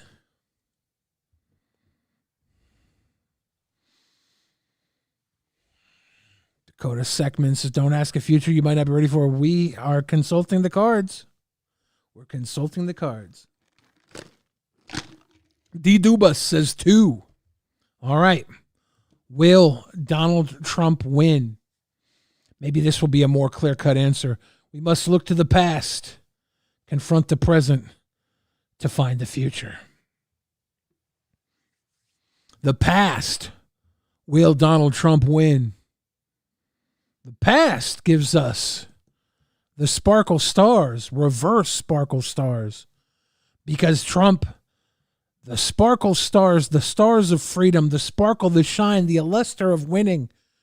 Trump has both won and lost in the past. And that's what this is showing us. It's showing us the win clutched by defeat in 2020. But he was there in the past. He can be there again. The past is showing us. But we must see the present. The reverse mint green iced. Ladies and gentlemen, mint green iced obviously is prosperity. It is money. It is freshness. This is reverse. There's been a lot of money spent to get Trump to this point. There's been a lot of money donated, spent. There's a lot of financial backing that has gone into this moment. The past We had that win. We had that lost. The present, we've paid the cost. But now the future. Will Donald Trump win? Reverse dark chocolate. The reverse dark MAGA. The reverse dark Brandon. The reverse dark tells me the reverse of darkness. Through the darkness, we bring the light. Donald Trump, the light bearer. The Antichrist, Donald Trump, is winning tonight. The cards don't lie.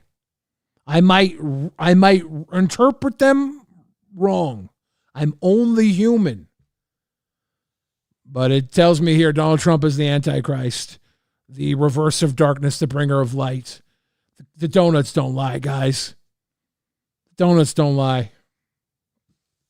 The donuts don't lie. From the darkness comes the light. Donald Trump will win tonight.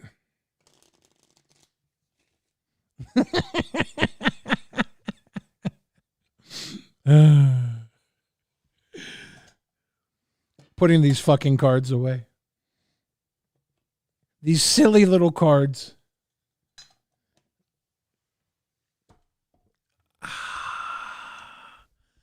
Reality, no way, says Billy, for president. Let me just be president one time. Let me just be president one time, ladies and gentlemen.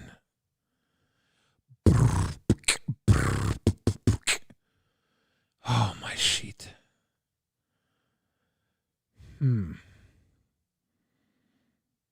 It looks like there are the Senate. The Democrats have lost a Senate seat. They've lost a House seat. Kamala's got about 62 electoral votes to Trump's 162 votes. Trump's conservative base tends to close the polls out earlier. We'll see him start to claim some of the middle ground. Let's take a look at let's see if we can find the big map. We'll take a look at the big map. See where we're at on the big map.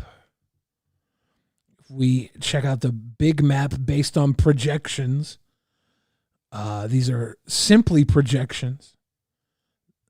The big map tells us we have 226 projected Democrat Electoral College votes to Trump's 230 projected, and 82 up for grabs. 82 up for grabs. Doom, doom, doom. Shit. Yeah, a lot of these states have low counts. See if I can find a better... Oh, what's going on? What's going on? That Kamala is going to somehow reinstitute Roe versus Wade, and that they're going to have this right. And to me, it's again, it's such a weird thing to obsessive over and try to fight for, but especially if you're an older woman, it's like you're wanting the right to kill your grandchild, or I don't know. Again, World War III is way more pressing to me. Being able to put food on the table is more pressing to me. Saving your kid from poisoned food is more pressing to me. So I'm hoping that, I don't know, maybe there's going to be that shy voter that everyone's talking about, and that these women just don't want to get involved in these heavy conversations, and they're going to just show up in the polls. Well, exactly. And here's the deal. Women don't want to get involved with these heavy conversations. And people say, why the hell do you admit that? And the left goes, look, he's a hypocrite. He admits it. I have paid for abortions when I was younger and wasn't really thinking about it. And, God's forgiven me. And I'm not going to judge people that have done it if they weren't doing it like as a sacrament and enjoying it or anything. But it has become a sacrament with the left, and it should not be the form of birth control. No. I mean, it's ridiculous. No, I forgot who said it, but it's rare, safe, and rare, safe, and legal, right? Yeah. And that's what it was supposed to be. And now look, you have these women that are saying, I've paid for a bunch of abortions in my day, but But, I don't think you should be able to. Fuck. And this woman's over here like, yeah, maybe women don't want to have the conversation about abortion. Maybe they just don't want to talk about it. And they'll show up and they'll be like, I don't want you to have the choice to kill my grandchild. So, yeah, maybe that'll happen. What the fuck? I've said it 1,000 times. I've had abortions in my youth. I wasn't really thinking about it. I'm pretty sure most people that have abortions really think about it. You paying for them versus them having them. I'm sure they thought about it quite a bit. Who would play Alex Jones in a movie? I wonder, there's a Paul Hauser guy. He's kind of a thick boy, though. Maybe he's not the one. Stone Cold Steve Austin should play Alex Jones. Didn't J.K. Simmons basically play the Alex Jones version of J. Jonah Jameson? Women are shy. If I know one thing, women are too shy to choose whether or not they want abortions. Maybe they'll come out and vote against abortions because they're shy. Billy Joe, how you doing? Kevin James could play Alex Jones. Yeah, that'd be a great one. Wonder if Kevin James has a good Alex Jones voice. He could probably pull. I saw Kevin James play a neo-Nazi in like a horror movie. I think I saw him play that. I know I saw the sequel where they had Sean William Scott Stifler play a neo-Nazi too in a horror movie. This is weird times, man. Weird times. Let me see if I can find a nice election map.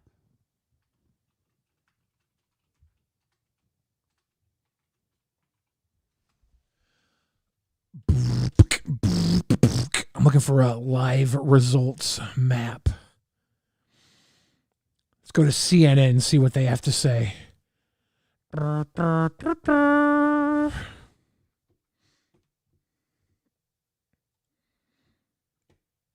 Hey, what you got to say, CNN? Shit. This map is not my friend. Why does this map not want to fit on my screen? I think I have to make a whole new capture. Womp bump a loo bump a lump bam boom. Tutti fruity. Oh, Rudy. Tutti frutti. Oh, Rudy. That's better. Kamala, 81. Trump, 154. Looks like Pennsylvania is trending towards Kamala with 29% of the vote in. We have a Kamala lead in Pennsylvania. Georgia is a Donald Trump lead with 75% of the vote in. Georgia might go to Trump. Minnesota is leaning towards Trump. Michigan is 13% in with a Kamala lead.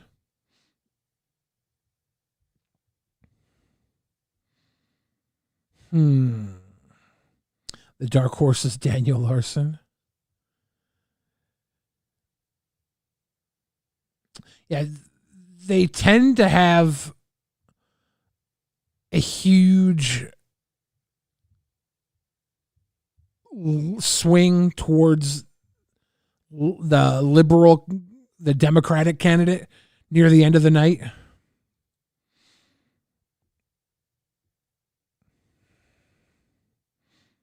I'm looking at percentages. Texas has a pretty solid 2/3 accounted for to Trump. People were saying that Texas might go blue. That doesn't seem to be happening. Florida also not going blue. It looks like we're not going to see Hassan Piker's junk. His tasteful weenus. Nothing coming in for the West Coast yet. Illinois looking very blue. DC, let's check and see DC. Where you at, DC? Holy shit, I wasn't ready for all that. 0% DC votes. I don't know why it made all close up on that for nothing. Womp bampa loo bampa lump bam boom. Rhode Island looking pretty heavily Democratic. Ohio. Look at Ohio. Ohio looking like Trump territory. 55 to 44% Trump. Right here, right now. Nebraska looking blue. Iowa looking blue.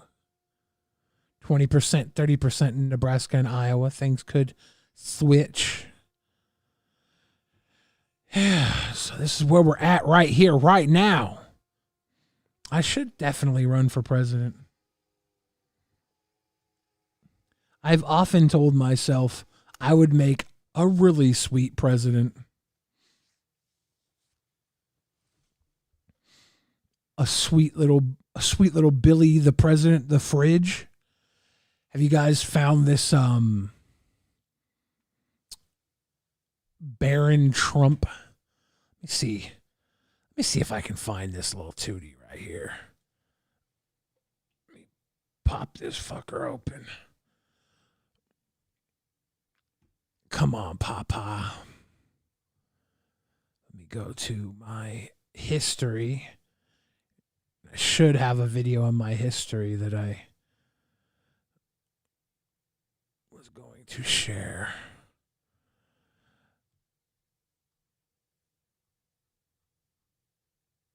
They don't know.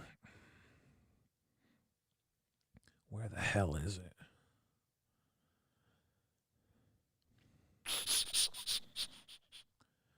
Maybe I'm wrong. Maybe I'm tripping.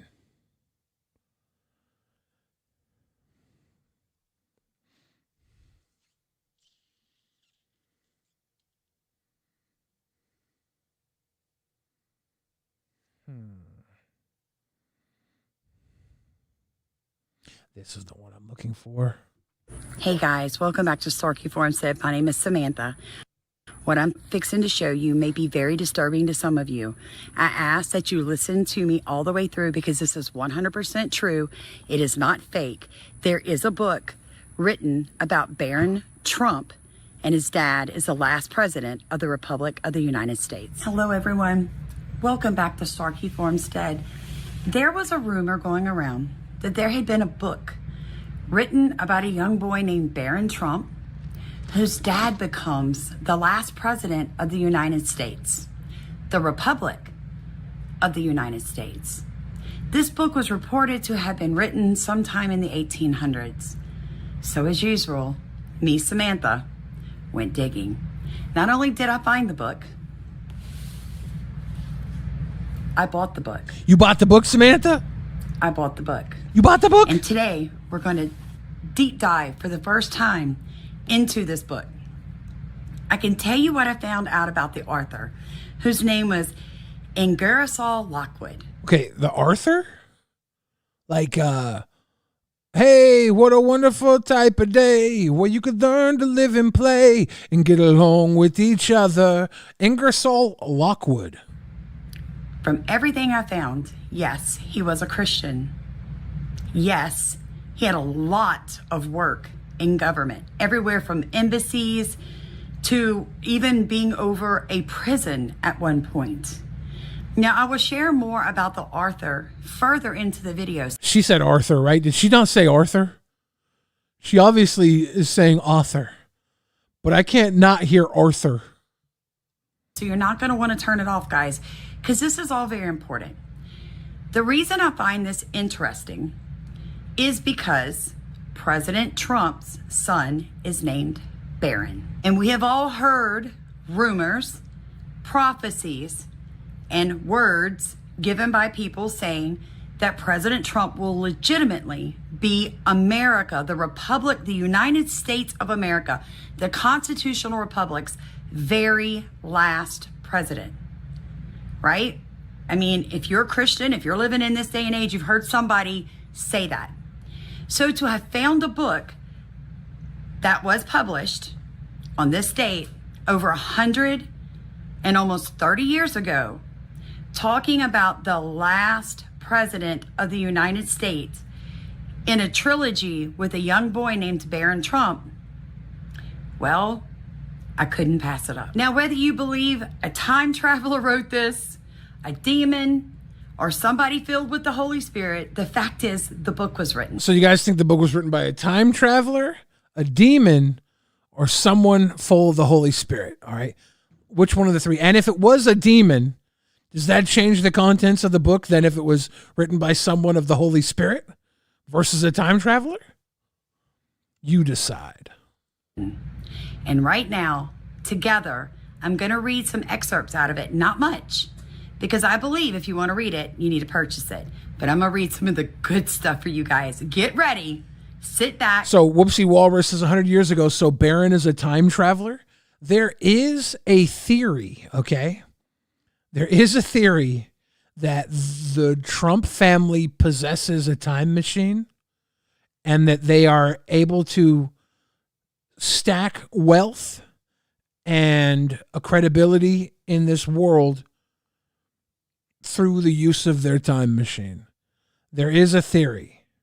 Now, I personally think if they have a time machine and this is all they've done with it,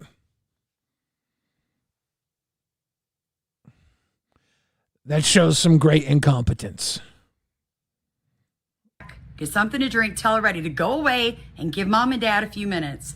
Because, folks, this is amazing. Now I'm going to read for you some sections of this book because I think these are very important. Throughout the length and the breadth of the South and beyond the Great Divide, the news struck every hamlet and village like the glad tidings of a new evangel, almost as potent for human happiness as the heavenly message of 2,000 years ago. Bells rang out in joyful acclaim. So the heavenly message of 2,000 years ago, he's talking about the Christ has risen, and now he's comparing little Barron Trump and his presidential father as the second coming of Christ. This book written 130 years ago, calling Trump the second coming. It's on point. And the very stars trembled at the telling, and the telling over and over of what had been done for the poor man by his brethren of the north. And around the blazing pine knots of the southern cabin, and in front of the mining camps of the far west, the cry went up, "Silver is king." Silver is king. Why?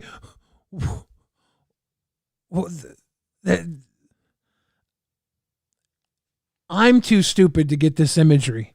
What are they trying to say here? Silver is king. Black palms and white were clasped. Ah, okay. Black palms and white were clasped. Silver is king. So Brett Keane, I think, is the king. Black palms, white hands clasped.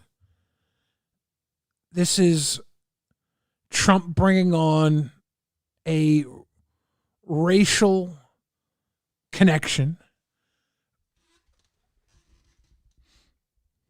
bringing people together despite their differences. In that strange love feast, and the dark-skinned grandchild no longer felt the sting of the lash on his sire's shoulder. The dark-skinned grandchild no longer felt the sting of the lash on his sire's shoulder? What the fuck? Why is she reading this excerpt?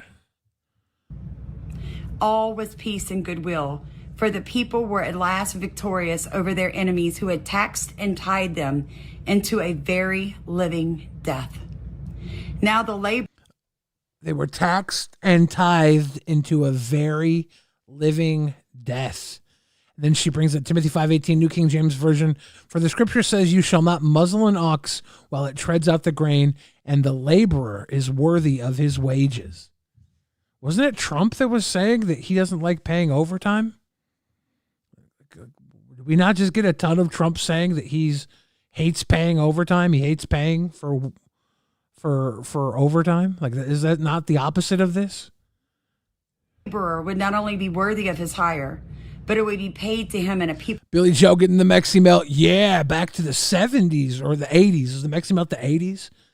Yeah, good old Taco Bell Mexi Melt. They need to bring back the enchilada burrito. People's dollar for the people's good, and now the rich man's coffers would be made to yield up their ill-gotten gain. And the sun would look upon this broad and fair land and find no man without a market for the product of his labors. So apparently the little Baron Trump in this story, he was the son of a rich man who lived in Castle Trump, and he decided to disavow his riches to become a traveler and traveled to Russia. Henceforth, the rich man should, and was right and proper, pay a royal sum for the privilege of his happiness, and take the nation's taxes on his broad shoulders where they belong. Motley armies marched upon the capital of the Republic. Hold up. So the book is saying that rich people need to pay more taxes? Is that not what I just heard? Wait a second. This is the opposite of what Trump is calling for, right? Is he not calling for? Whose side is this book on? The railway trains, night and day, brought vast crowds of new men, politicians of low degree, men out of employment, drunken and disgruntled mechanics, farmers' sons to seek their fortunes under the reign of the people, healers and hangers-on of ward bosses, old men who had not tasted office for 30 years or more. This isn't the Bible, though. I could see everybody putting their faith in a 2,000-year-old book, because that makes sense. This is a 130-year-old book that just happens to have the name Baron Trump on it. And I guess the book claims that Baron Trump's father will be the last president of the Republic of America, which is another note that this isn't the Bible. All inspired by Mr. Bryan's declaration that the American people are not in favor of life tenure in the civil service, that a permanent office holding class is not in harmony with our institutions, that a fixed term and appointed offices would open the public service to a large number of citizens without impairing its efficiency.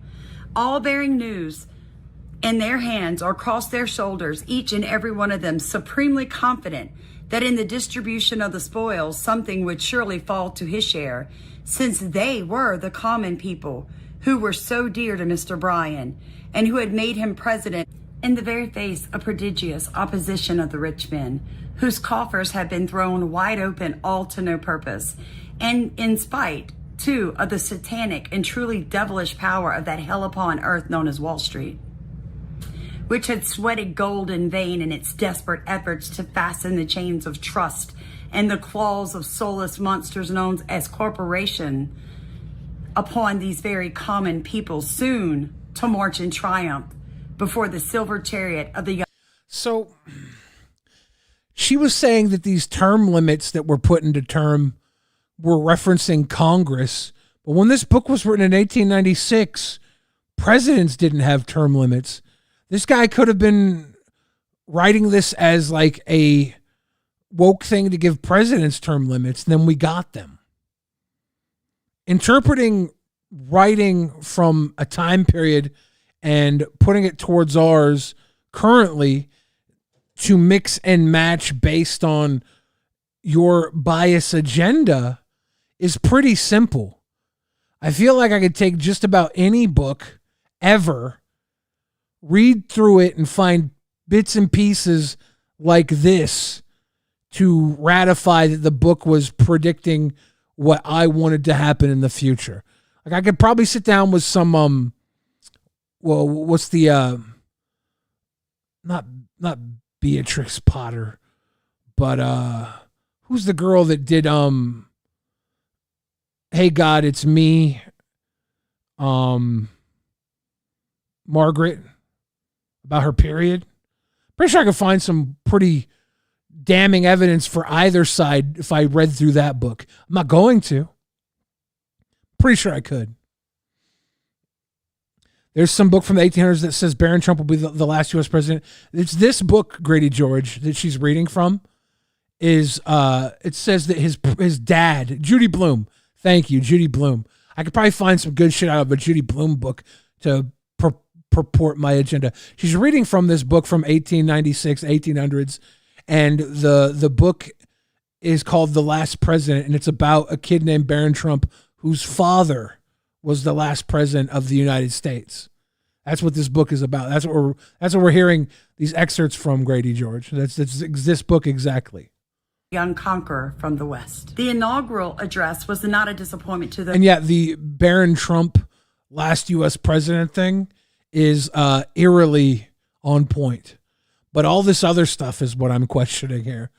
Like, I'm pretty sure you could find anything in most books that have any sort of political discourse and apply them to political discourse today, because shockingly, politics don't change much at all overall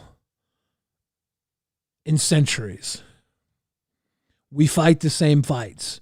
If you watch the movie, everybody pans it, but it's Megalopolis.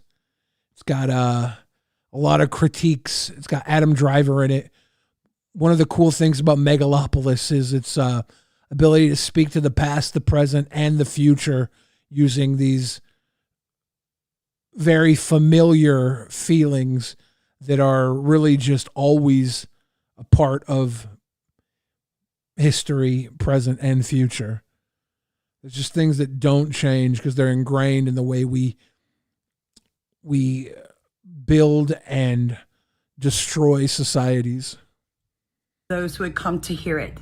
It was like the man who delivered it, bold, outspoken. Yeah, there's the old Western TV show that featured a man named Trump that wanted to build a wall. He was a con man named Trump.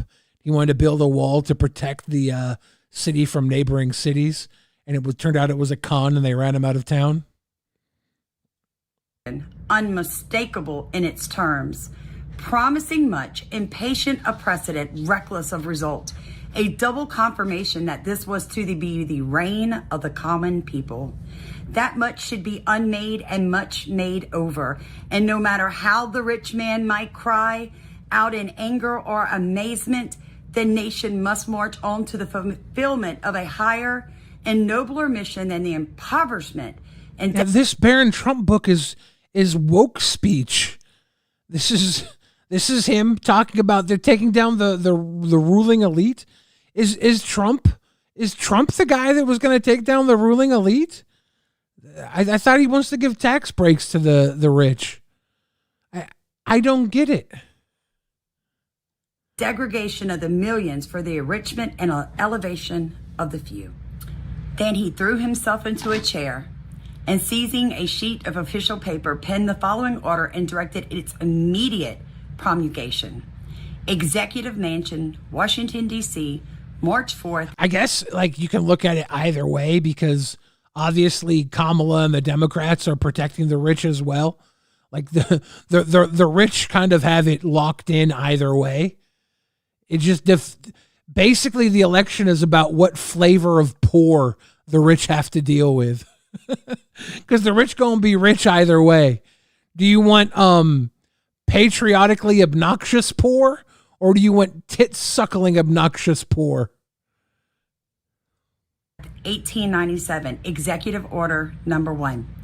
In order that there may be immediate relief in the terrible financial depression now weighing upon our beloved country, consequent upon and resulting from the unlawful combination of capitalists and money lenders both in this republic and in England, and that the ruinous and inevitable progress toward a universal gold... See her camera turn? I heard a door open in the background. She's turned the camera away from the door so somebody can walk by. I know you're slick shit, woman. You're not home alone. Don't hide this roommate of yours. Let them know they're on camera. Standard may be stayed. The president orders and directs the immediate abandonment of the so-called gold reserve, and that on and after the promulgation of this order, the gold and silver standard of the Constitution be resumed and strictly maintained in all the business transactions of this government. It was 2:00. The name of this video is 1896 book claims Trump to be last president of the Republican of America, the Barron Trump collection. This video is talking about she's got a part 2 out too. I don't know if we want to listen to the whole fucking thing of her reading the passage of the book. We're almost, a little over a third of the way through it. Let's jump to the end of her reading because I don't need to read all this fucking book, but we'll see her talk about it again. What? An act for the establishment of a permanent Department of Public Works. Its head to be styled Secretary of Public Works, rank as a cabinet officer and supervise the expenditure of all public monies for the construction of public buildings and the improvement of rivers and harbors.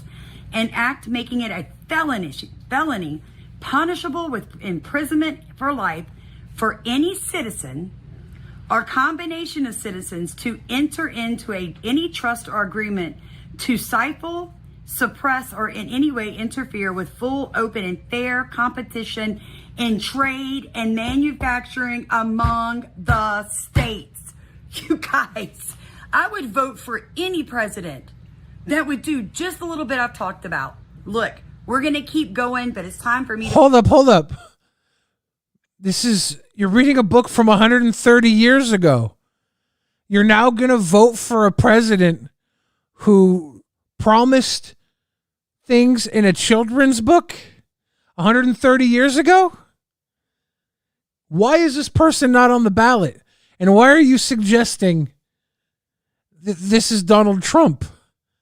It would be awesome if, the kid's name was Barron Trump. His dad is the last president. But none of these policies are Trump policies, are they?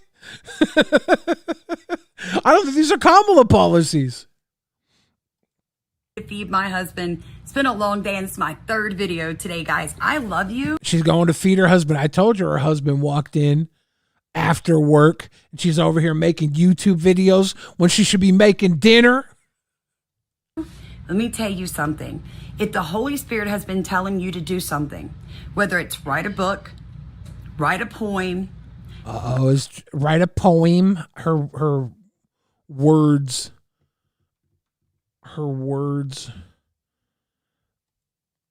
You're telling me Trump is leading in PA now. Let's see if CNN is honest. The hell, CNN? Ooh, that's really close. 44% in, 49.5. Literally about 2,600 votes apart on CNN. So yeah, this could be Trump. We got Jill Stein with 14,000. Chase Oliver with 14,000. And it's coming down to about 2,000 votes, half votes in. Are we gonna get a freestyle today? We might write a poem. We might write a poem for you. Should we do a freestyle, Jeebs? Should we do a presidential freestyle for the kids? Let's see. Let's watch more of this and we'll come back to the presidential pre-style. Open up a YouTube, start a garden, get out of debt, marry your girlfriend, whatever it is, friend. Obedience is better than sacrifice. This gentleman wrote this book. He didn't know that in 2024, a Southeast Louisiana woman would be sitting in her home on September 18th, Yes, 2024, Queen. reading it to 51,000 people. He didn't know that a young man named Barron Trump's daddy would be running for president of the United States. Hold up. You did say he could have been a time traveler. How do you know he didn't know? You said he could have been a demon. It could have been demonic intuition. He didn't know any of that. But he had a download for a story from the Holy Spirit. Oh, so now she's claiming the time travel thing, not realistic. The demon thing, not what happened. And that he downloaded the book from the Holy Spirit. That's what she's saying. Okay. So those choices earlier, they weren't actually choices. They were red herrings. You had your plan all along to say this was the Holy Spirit downloaded into this author. Think about that. The things that make you go, Enjoy this next quick clip about who the author is and a little bit about this book. Love you guys. Don't forget, She said make Arthur sure you again. still subscribe. Lockwood had established a parallel career as a lecturer and writer. It was common for authors of the time to publish pamphlets and then go on the circuit advertising their thoughts from these pamphlets. In 1884... So she is posting this video excerpt at the end. Lockwood married Winifred Wallace Tinker. The author Ingersoll Lockwood married Winifred Wallace Tinker. These names are great. A Pennsylvania native and graduate of Vassar College who was born in 1862 and was 21 years his junior. At this time, Ingersoll Lockwood decided to emulate the success of children's books by Lewis Carroll and J.M. Barrie and produce the Barron Trump novels. Okay, guys, I actually have to give you guys a sideshow, okay? Because I must take a piss. So we're going to put a sideshow on while young Bill Fridge does some sort of urination nation. What am I going to give you guys? Let's give you guys...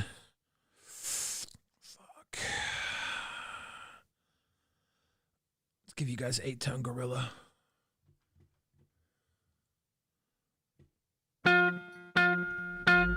Billy the Fridge! Stone Cold Killer, face like vanilla. Drill you in the griller if you chase my skrilla. Ain't none realer, ain't none chiller. 8-Ton Gorilla, King Kong Godzilla.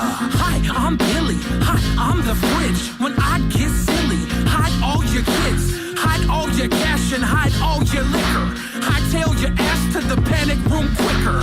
Cause I figure you're fitting in my picture. And I'm taking what's mine cause I'm bigger. And my finger is pulling on my trigger. Me and V Nasty screaming out nachos. Take your chips and your cheese, now they nachos. Cold killer, I'll spill your gazpacho.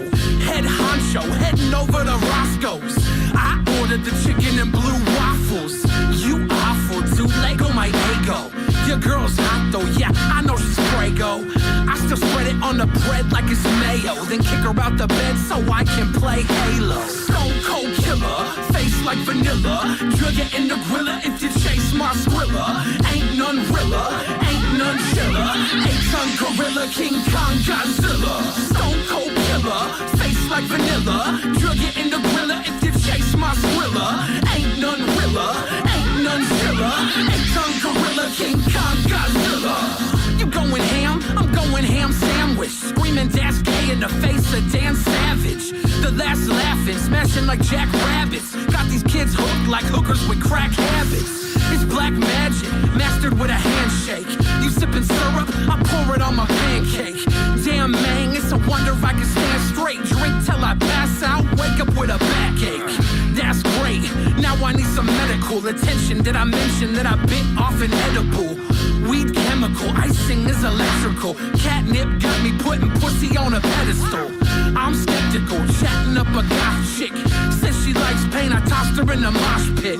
Talk talk shit, I talk sick on any topic. Eat you rappers up like chocolates with a chopstick. Stone cold killer, face like vanilla. Drug it in the grilla if you chase my squirrel. Ain't none realer, ain't none chiller. 8-ton gorilla, King Kong, Godzilla. Stone cold killer, face like vanilla. Drug it in the grilla if you chase my squirrel. Ain't none realer, ain't none chiller. 8-ton gorilla, King Kong, Godzilla. I wasn't always this weird, I used to be weirder. A scared little kid, but then my vision got clearer. The monster in my closet's now the man in the mirror. And my fangs grow sharper as my time grows nearer. I can't hear her, I guess she's screaming though. Speaking tongues, my tongue's gotta creep in slow. Pearl Jam, the girls clam with an even flow.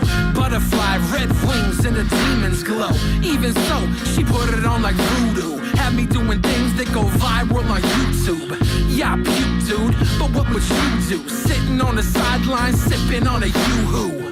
Boo-hoo, crying from a boo-boo. Stomp you out, scrape you off my shoe. You do, true, you just knew food to chew through. I'm a motherfucking monster, rise of Cthulhu. Stone cold killer, face like vanilla. Drug it in the grilla if you chase my squirrel. Ain't none realer, ain't none chiller. 8-ton gorilla, King Kong, Godzilla. Stone cold killer, face like vanilla. Drug it in the grilla if you chase my squirrel. Ain't none realer, ain't none chiller. 8-ton gorilla, King Kong, Godzilla.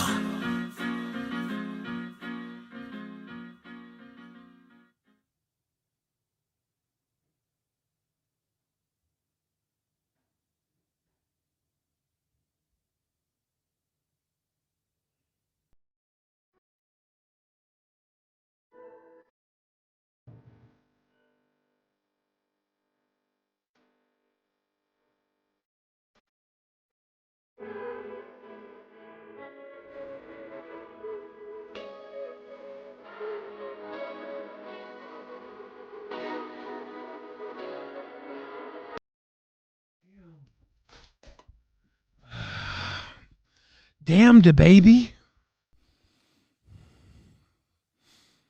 I'll be right there in a minute. I had to piss way longer than the damn song gave me time for. Son of a beach. Son of a beach. Is everybody here with me? I had to make piddle.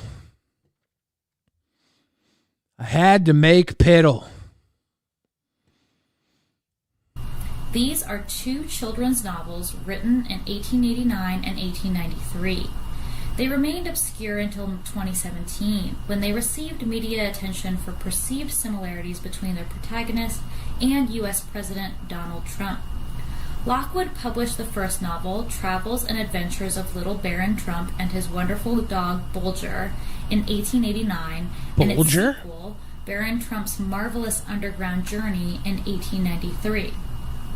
The novels recount the adventures of the German boy Wilhelm Heinrich Sebastian von Trump, a similarly long name to Baron Franz von der Trenck, who was one of the heroes Lockwood admired, who goes by Baron Trump, as he discovers weird underground civilizations, offends the natives, flees from entanglements with local women, and repeats the pattern until arriving at Castle Trump, which is on 5th Avenue in New York City.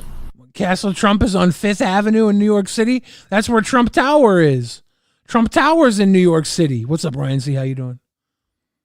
An 1891 reviewer wrote about one of Lockwood's novels, "The author labors through 300 pages of fantastic and grotesque narrative, now and then striking a spark of wit, but the sparks emit little light and no warmth, and one has to fumble for the story."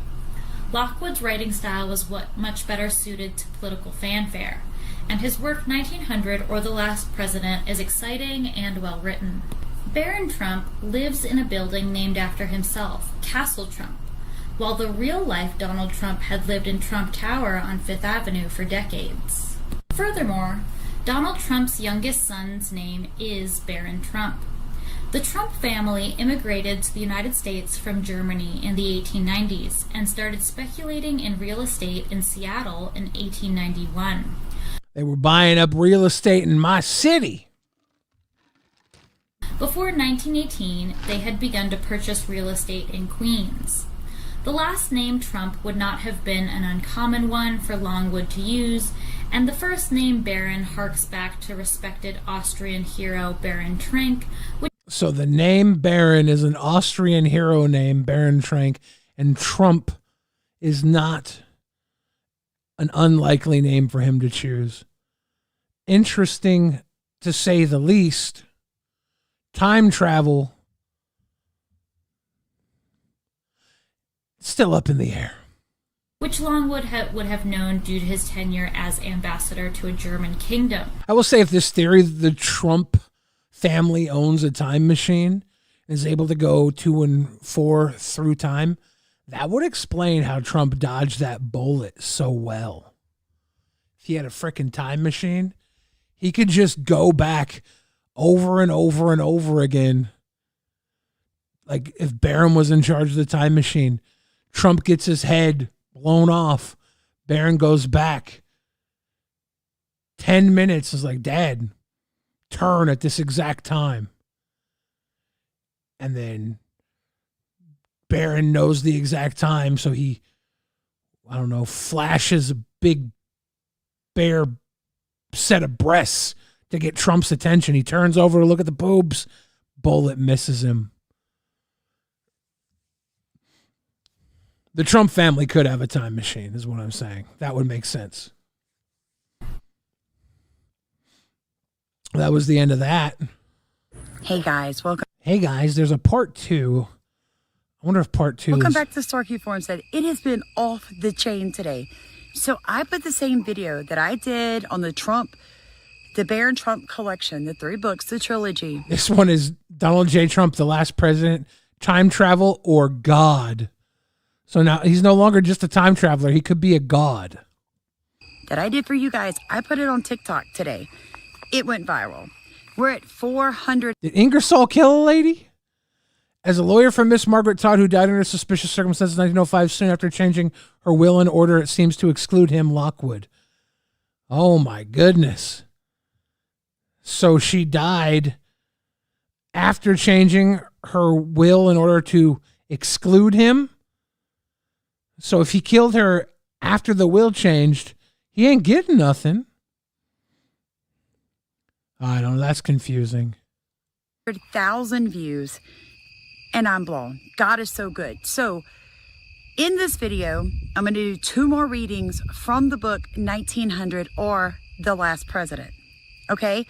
I want to point out a few things. First off, Lockwood, the gentleman that wrote this book, he looks identical to the current sitting CIA head of the CIA today.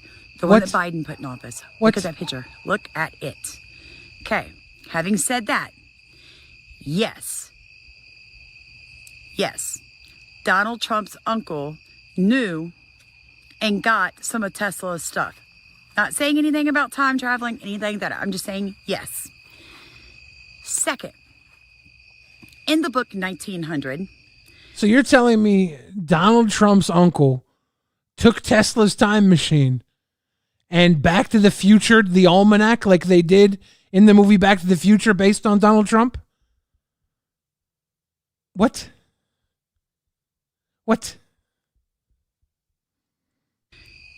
The Last President. Are you ready for this?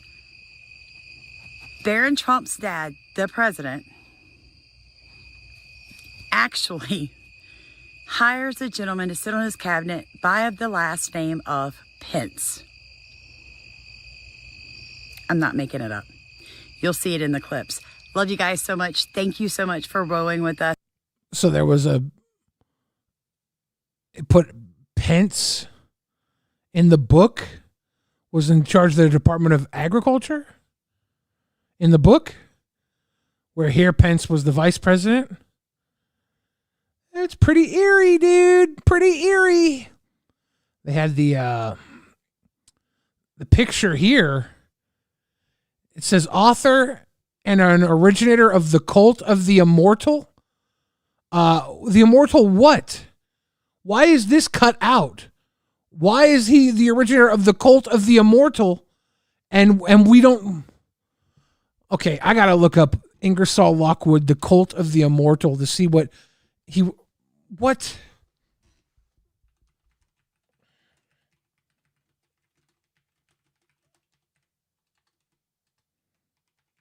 The guy that wrote this book.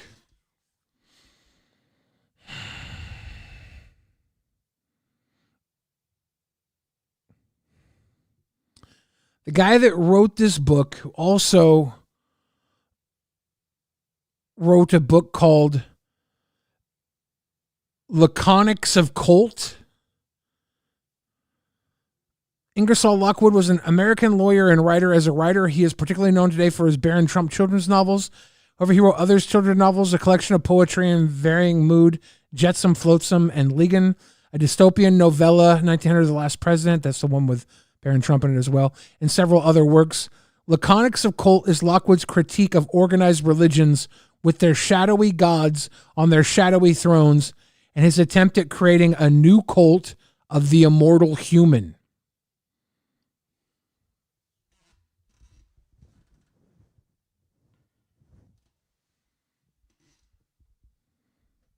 $206. So you're telling me this guy who wrote the Baron Trump book about little Baron Trump and his father, the last president, also wrote a cult book about creating a new cult of the immortal human? And he supposedly looks exactly like the head of the CIA? And we just are going to glaze over that in our YouTube video? This woman's just going to glaze over the fact this guy created the cult of the immortal human? What?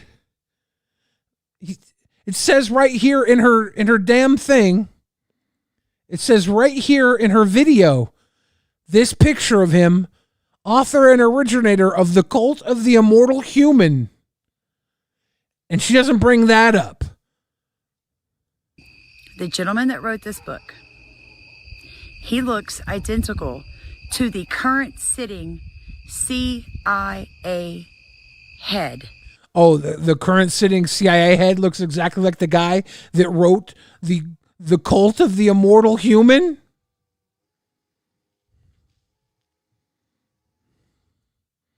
Guys, I have had enough conspiracy for this election night. I can't handle this. You're just going to glaze over the cult of the immortal human, or should you talk about it? No, it's the Baron Trump.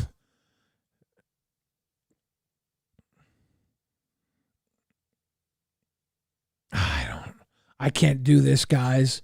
I can't do any more of this poppycock, this happenstance. Let's take a refresher, see where we're at. Kamala Harris, 91. Trump, 178. Trump leading 52.5% of the popular vote. Kamala, 46.1% of the popular vote. Trump has swung PA, leading by almost 100,000 in Pennsylvania with 54% of the vote in. Trump has Ohio. Trump has 170,000 vote lead in Georgia. Georgia with 85% in. Ladies and gentlemen,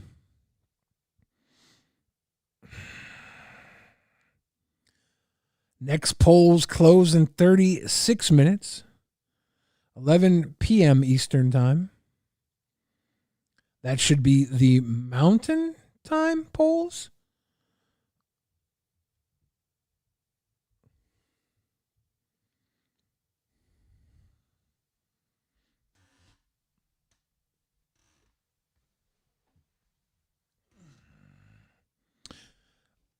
Am I tripping? Are they not Mountain Time polls?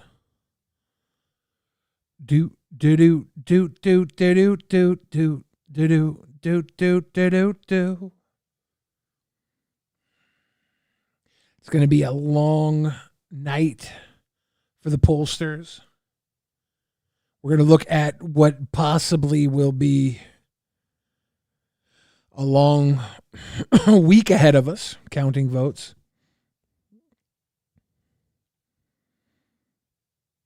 Trump is projected winner in Florida. Kamala is projected winner in Colorado. Kamala has a slight lead in Arizona, it's showing. Shit. Pennsylvania is not looking good, but also Pennsylvania is 54% in.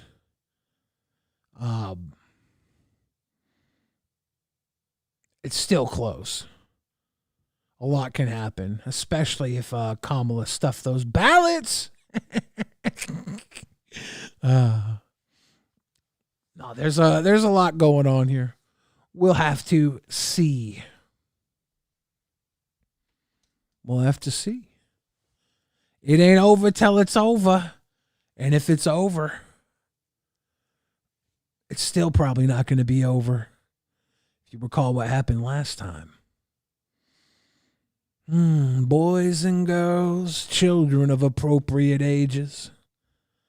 I've told the story. I've turned the pages. I've said some things you'd think outrageous, but I can't change these many changes. Turn the page. Let's look at some of the content you guys sent in. Let's take a look at this Twitter. What the fuck is this? You need to look out for. There's a dirty Trump trick you need to look out for. He used it in 2020 to try to overturn the election, and he's going to do it again. But it doesn't work if you know it's coming. Watch out for Trump to exploit something elections experts call the red mirage, to prematurely declare victory before all the votes are counted. You see, in almost every election, Republicans appear to take an early lead. That's the red mirage. Then that lead... In almost every erection, there's a red massage. Lead gets smaller throughout the night, which is called the blue shift. This happens because... And then the blue shaft gets the erection smaller? Republican votes tend to be counted before Democratic votes. It's not magic. Votes are counted by precinct, and Democrats tend to live in more densely populated urban precincts, while Republicans tend to live in more sparsely populated rural ones. It just takes longer to count the votes in a precinct with a lot of people than in a precinct with fewer people. So this is something that a lot of people definitely forget year after year. Like, I knew this, and I forgot exactly how it works. I knew there was always a shift in blue, and I was like, as I'm talking to that, I'm like, why does it shift? Why does it shift? And I couldn't remember. I'm like, oh yeah, it's the fucking, those densely populated areas are the blue areas. If you look at the maps, you see like how red everything looks, but that's because all the red is like very low population, and the blue is like these huge cities, and they're always like, most huge cities in most states lean blue. Like the bigger the city, the more likely it is to be blue in every state, whether the state goes red or blue. So that's, I always forget that's why, but I always remember that there's that shift. And then my brain doesn't register that that's why. I couldn't recall it, at least tonight when I was thinking about it. I was like, what am I? So yeah, like, we're currently in this situation where the Republicans have their advantage because they're being counted sooner. And the Democrats may or may not pull through. In Georgia, for example, there are more than 300 times as many people living in Fulton County as in deep red Glasscock County. If Fulton County... Hold up. I was joking earlier about the sexual innuendos, but he really just say deep red Glasscock? Did we not just hear the words deep red Glasscock come out of this guy's mouth? I take it back. This is porn. He has 300 times as many ballots to count as Glasscock. Obviously, Glasscock is going to finish counting first.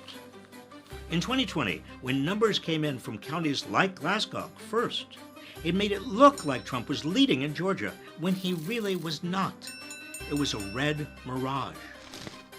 Also, Democrats are more likely to vote by mail, and mail-in votes take longer to count. Anyone who follows elections knows about the red mirage and the blue shift, as the former political director of Fox News has testified.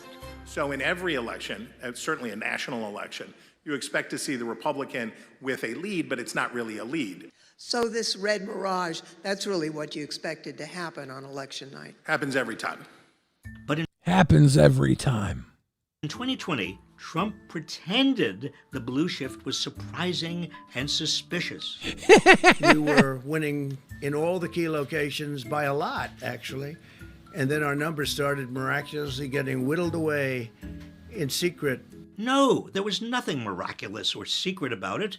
But it's easy to see why people who don't know about the red mirage could be tricked into thinking that something unusual had happened. Whoa. Are you telling me that Trump's voter base can be easily tricked? Bullshit. According to Trump ally Steve Bannon, that's exactly what Trump was counting on. And what Trump's going to do is just declare victory, right? He's going to declare victory.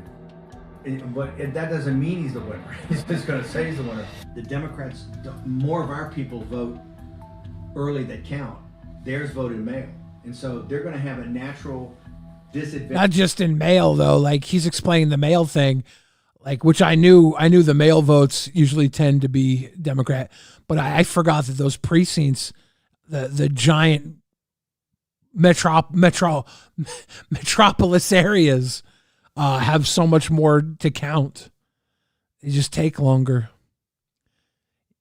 And Trump's going to take advantage of that. That's our strategy. He's going to declare himself a winner. Bannon said that in October of 2020, before the election. And that's just what Trump did on election night. We were getting ready to win this election. Frankly, we did win this election. If they would have stopped counting when we were ahead, we would have won. Trump's nonsense claim that the votes counted earlier in the night were more legitimate than those counted later became the underpinning of the entire big lie, culminating in the January 6th attack on the Capitol. The 2024 election will be close, and early in the night, Trump is likely to appear to be ahead and again use that early lead to falsely claim victory. Mirages can be confusing, but if you know what they are, you won't be fooled by them. Please, help spread the word about the red mirage so people know exactly what to expect on election night. Yeah. I don't know if I trust this guy. He created some sort of red mirage just to make all these votes that obviously put Trump ahead not count. Wow, dude. What a cheat. Unbelievable. Inconceivable. What's this? Lefty Democrats release attack ad featuring masturbating man? Yes, please.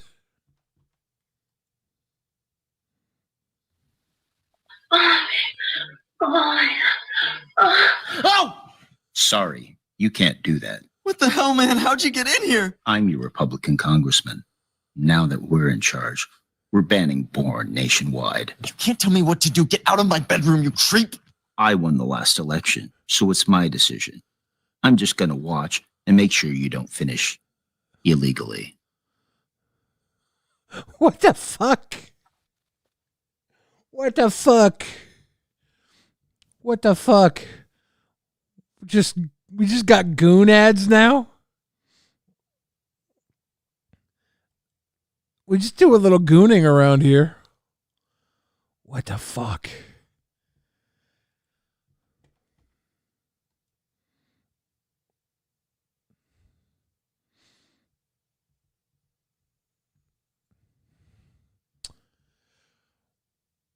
I thought you couldn't wear the candidates' merch at the polling place. Oh, well, I just voted. Dude, this guy is about to go to jail. That's Kamala's t-shirt. WWE wrestler Kamala. Not running for president. You cheeky little bastard. That was the best political commercial I've ever seen, and I hate it. Just doing a little goon sesh. Republicans don't want you gooning. Oh my goodness. End wokeness on X. What is this little tootie?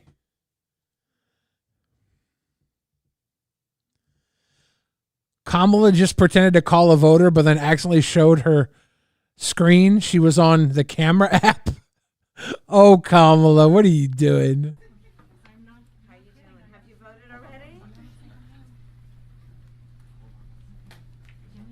You did, thank you.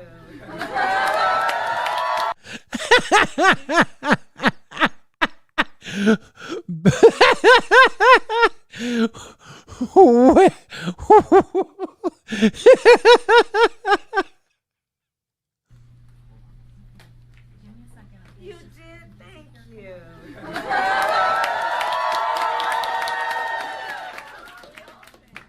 Thank you so very much. You know, it's so important that everybody participates.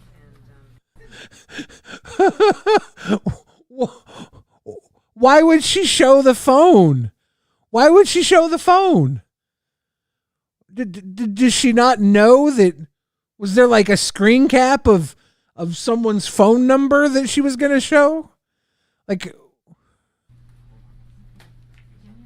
You did, thank you.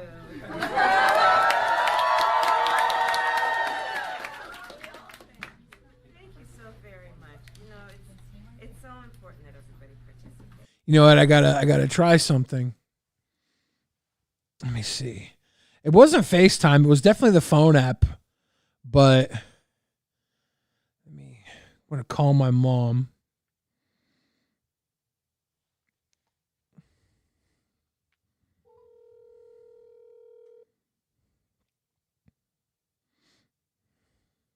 She probably won't even fucking answer.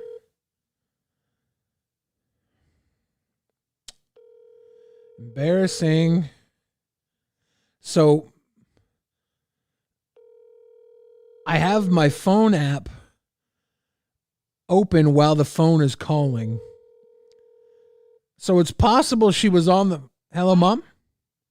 Yeah, hi. Hi, you're live on air right now. I'm streaming right now. Oh, I just have to check if Kamala could have possibly called somebody and then accidentally opened up her phone screen while calling. And apparently... you can, because I'm talking to you and my phone screen is open. Okay? Are you there? Yeah, you're asking me. You can hear me? Well, I'm testing. I just figured I'd call you to test. Oh, you wanted me to say something. Well, you can say whatever. You're on live right now. We're live on my channel. But yeah, I just wanted to test. So Kamala might not be a liar. Kamala's phone might have brought open her phone app while she was talking to somebody. Because I'm doing that right now with you. Like, people at home can see my phone app. I don't want to show them my setup. Okay, you get to see my setup, guys. You get to see my setup. But that's my mom. Mom, talk right now, Mom. See? You were having phone sex? Oh. Mom. Shut up, Bill. What were your phone problems? Oh, I think I already told you about it, but Oh, yeah, but not right now while everybody's listening. I know. No.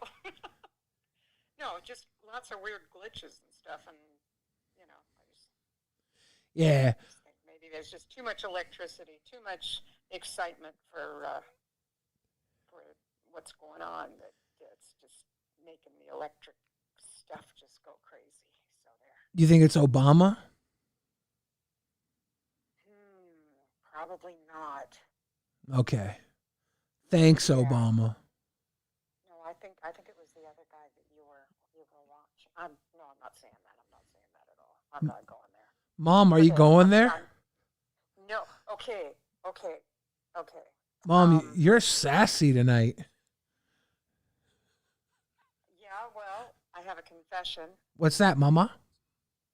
I'm one of the 24 people watching you. Way to call me out on my low viewership. That's right. Yeah. But I'm glad you're there. All right, Mama. Okay. Enjoy the election coverage. We're fighting for America tonight. Okay. Love you. Talk to you later. Love you. Okay. Bye-bye. Bye-bye. So, that was cringy.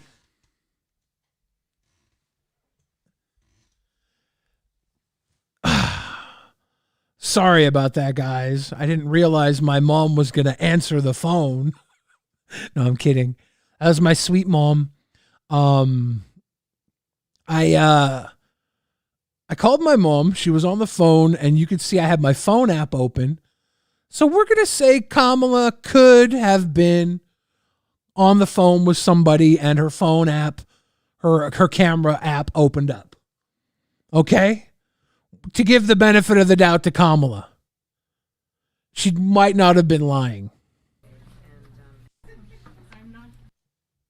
That was we tested that, okay? Yeah, see, XQC did the same thing. Tested this live, debunked. The camera app still functions normally when in a call. When you put the phone to your ear, it goes to black just the way it did in this clip. Hope this helps.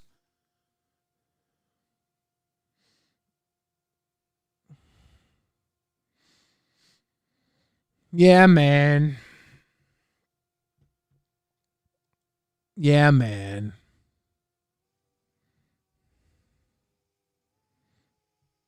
It's a good chance she had the camera app open, right? Womp bump a loo bump a lump bam boom. Tutti fruity, oh Rudy. Tutti fruity, oh Rudy.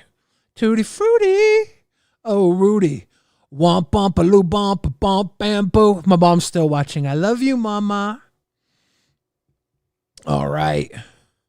What is this? What is this right here?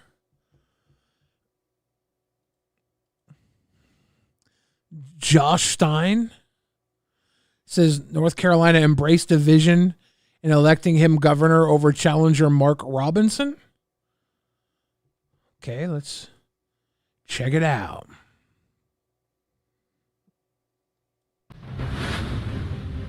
Eyewitness News is back on the air with an election update. Hi, everyone. I'm Steve Daniels. And I'm Lauren Johnson. We now know who will take over for current North Carolina Governor Roy Cooper. ABC News projecting Democratic candidate Josh Stein will beat the Republican challenger Mark Robinson. Numbers in right now you see on your screen. Josh Stein coming in with 58% of the vote and Mark Robinson at 37%. Elena Athens is with Josh Stein and other Democrats here in downtown Raleigh. Elena. Yeah, Stephen Lauren, I can tell you when ABC News made that projection, that Democratic candidate Josh Stein is projected to win the gubernatorial race. The crowd here erupted. So I just want to give you a live look right now at the ballroom here at the Marriott because the crowd really is building. And soon, perhaps within the next hour, we should be hearing from Josh Stein. He will be meeting. Is that the North Carolina flag back there? The big red thing? as well as those who have helped him along the way during this campaign. Stein has really enjoyed a double-digit lead in several polls going into election night. ABC 11 was with him this morning at Chavis Park as he was trying to scoop up those last-minute votes and support as people were heading in to cast their ballot. Stein has said this election is a real opportunity to shape the state's future, and he has implored Trump leading Michigan, says Grady George. Imploring people to come together to solve problems the state is facing. It is worth noting that he is expected to make history with this election to become North Carolina's first Jewish governor. So that is the very latest live here in the Marriott where this watch party is underway, and we are expecting Josh Stein. Josh Stein. I wonder how many people voted for Josh Stein thinking it was Jill Stein. It's nice to see a Jay Stein getting a W. Soon greet his crowd here in the heart of downtown Raleigh. We're live in Raleigh. Elena Athens, ABC 11 Eyewitness News. Elena, thank you. On the other side, Lieutenant Governor Mark Robinson. Let's check in with Tom George here in downtown Raleigh with the Robinson campaign. Tom. Yeah, very somber mood. As a matter of fact, there have been no TVs on, and people have just been kind of hanging around. But reality started to set in when that call was made. We actually just heard from a campaign spokesperson that we are expecting to hear from the lieutenant governor to make a concession speech in about 10 to 15 minutes. We'll, of course, carry that live. But really, this was an uphill battle for Mark Robinson, especially after that CNN story broke and recent polls suggested that Josh Stein was leading by a wide margin in this race. But given the lawsuit that was filed earlier, I also did ask him, Mark Robinson, earlier, will you accept the results? He said, I'm an honest man, I will, and that is what we are expecting to hear in just 10 minutes, a concession speech, as we now know that Josh Stein was elected governor. Well, there you go. Everybody's saying that this gentleman, Robinson, is Black Hitler? Is that what they were calling him?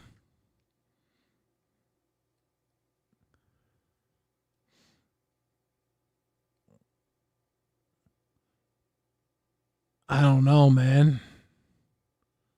I don't know that much about Mark Robinson, but I've heard his name, and I've heard, wasn't he the one earlier that the woman who was voting for Trump was like, yeah, but I can't vote for Robinson.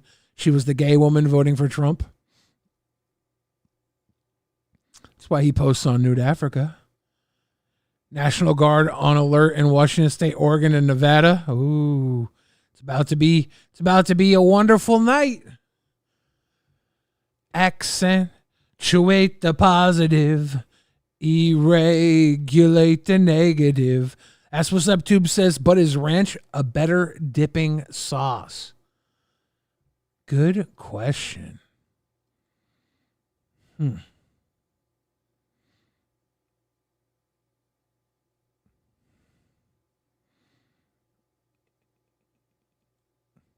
made a tweet. I saw a woman tweet about how she said, I saw firsthand how marijuana harmed Colorado. Everywhere you go, she would say things about marijuana in Colorado. And so I posted a tweet trying to be funny. I said, I saw firsthand how marijuana harmed Washington State.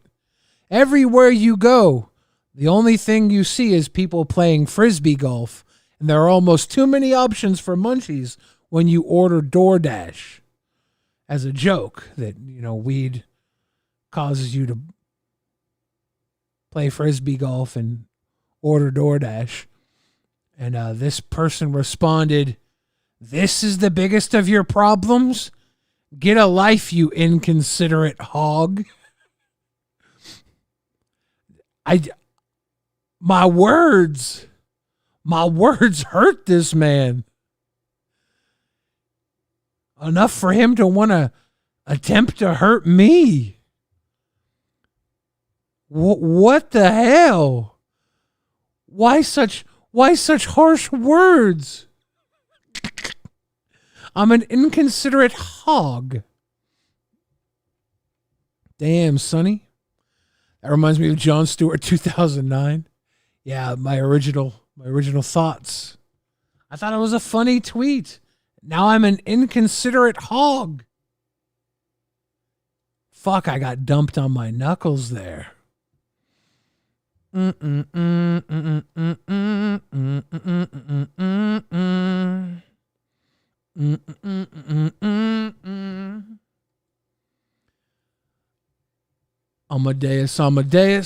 Amadeus.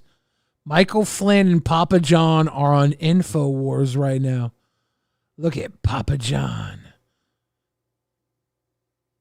Liv Agar. We are live election stream time, Twitch. Liv Agar. The day of reckoning will come from Papa John. This is not a video. This is just a picture, right? Yeah. This is a picture. This was sent in the Discord. If we go into the Discord, we have... Okay, so, yeah. This might be... This is more on Governor Robinson, elect or wannabe governor. I'm a black Nazi. North Carolina GOP nominee for governor made dozens of disturbing comments on porn forum. Okay. What? Is this a GIF? So this is a GIF. His name was Mini Soldier on a porn forum. It's 2010. Mark Robinson, the controversial and socially conservative Republican nominee for governor of North Carolina, made a series of inflammatory comments on a pornography website's message board more than a decade ago, in which he referred to himself as a black Nazi and expressed support for reinstating slavery, a CNN K-File investigation found. Despite a recent history on anti-transgender rhetoric, Robinson said he enjoyed watching transgender pornography. Look, hate the sinner, not the sin. A review of archived messages found in which he also referred to himself as a perv. Sounds like a GOP nominee. The comments, which Robinson denies making, predate his entry into politics and current stint as North Carolina's lieutenant governor.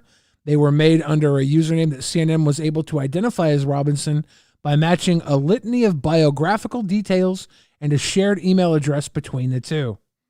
Many of Robinson's comments were gratuitously sexual and lewd in nature, as they should be on a pornography board, by the way.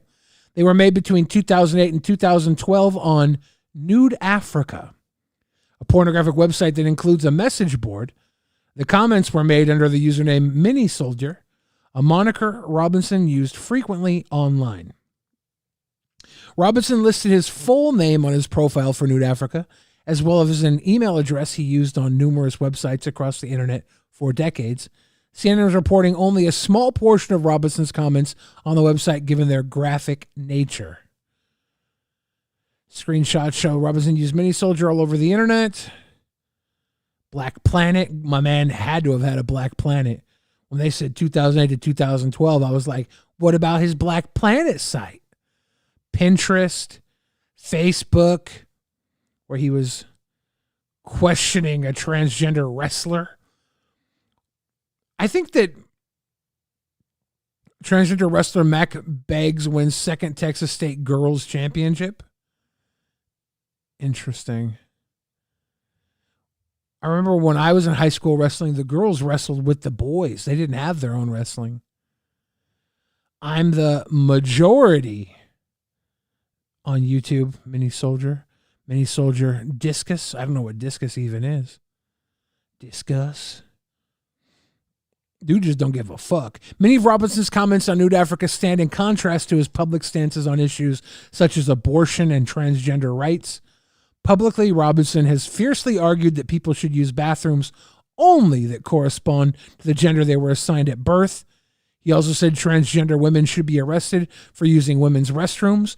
But online, he said, I wish I could be a transgender person's toilet.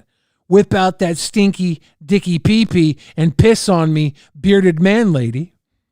If you're a man on a Friday night and all of a sudden Saturday you feel like a woman and you want to go in the woman's bathroom in the mall, you will be arrested or whatever we got to do to you, Robinson said at a campaign rally in February 2024. We're going to protect our women.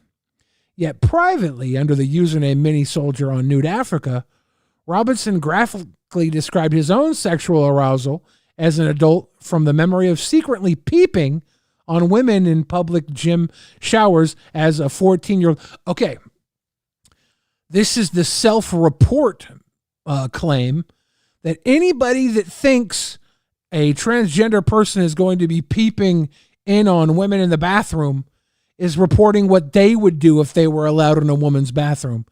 And this seems to be the case here. Robinson recounted the story as a memory he said he still fantasized about. So this is a case where someone's like, I don't want transgenders in the bathroom because I know if I was in the little girl's bathroom, I'd be putting it in my spank bank. That's literally what he's saying here. I came to a spot that was a dead end but had two big vent covers over it. It just so happened it overlooked the showers. I sat there for about an hour and watched as several girls came in and showered, Robinson wrote on Nude Africa. Yeah. We all watch Porky's. We know that's naughty.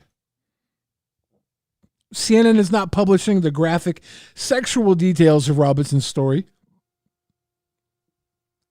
I went peeping again the next morning, Robinson wrote.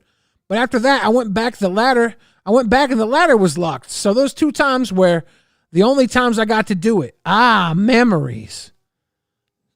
Pretty creepy. In other comments on Nude Africa, Robinson discussed his affinity for transgender pornography. I like watching tranny on girl porn.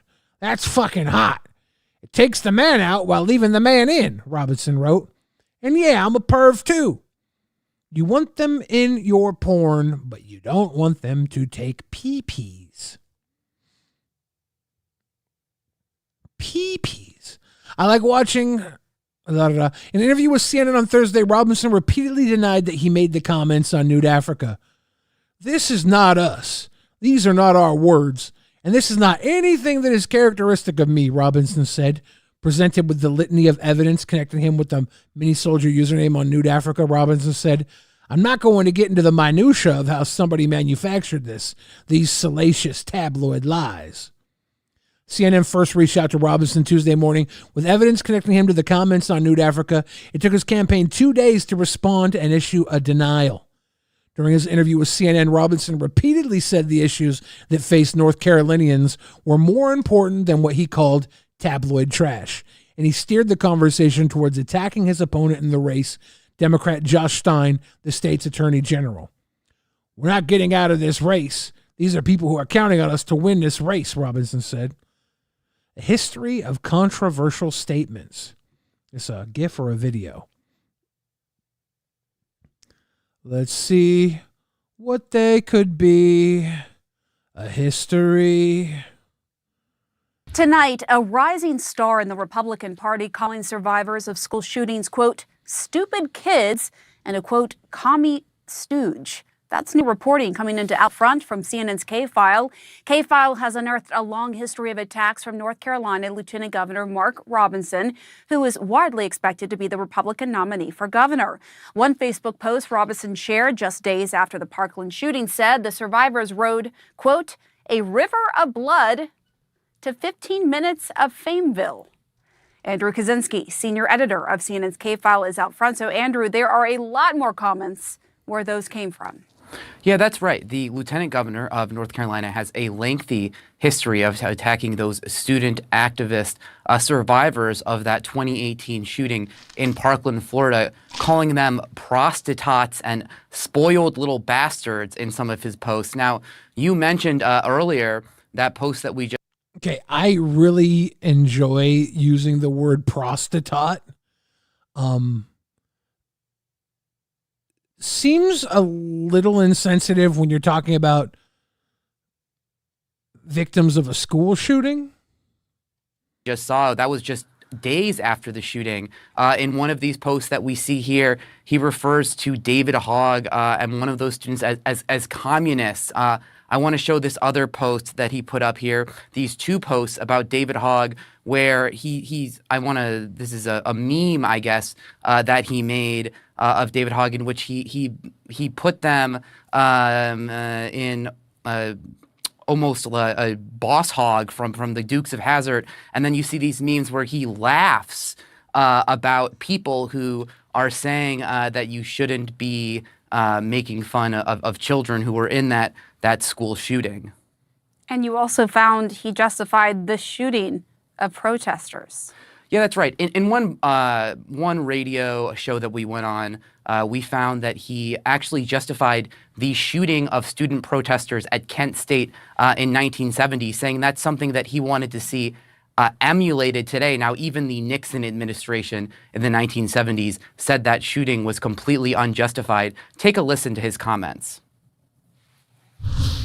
Once you cross that line into violence and the disruption of public transportation and public services and start blocking the entrances of federal buildings, you are no longer a protester. You are now a criminal, and you need to be dealt with like a criminal. And we need some politicians in office in some of these cities that's going to let people know from the get-go. You go in the street and block traffic. If you block buildings, if you destroy property, you are going to be dealt with swiftly and harshly.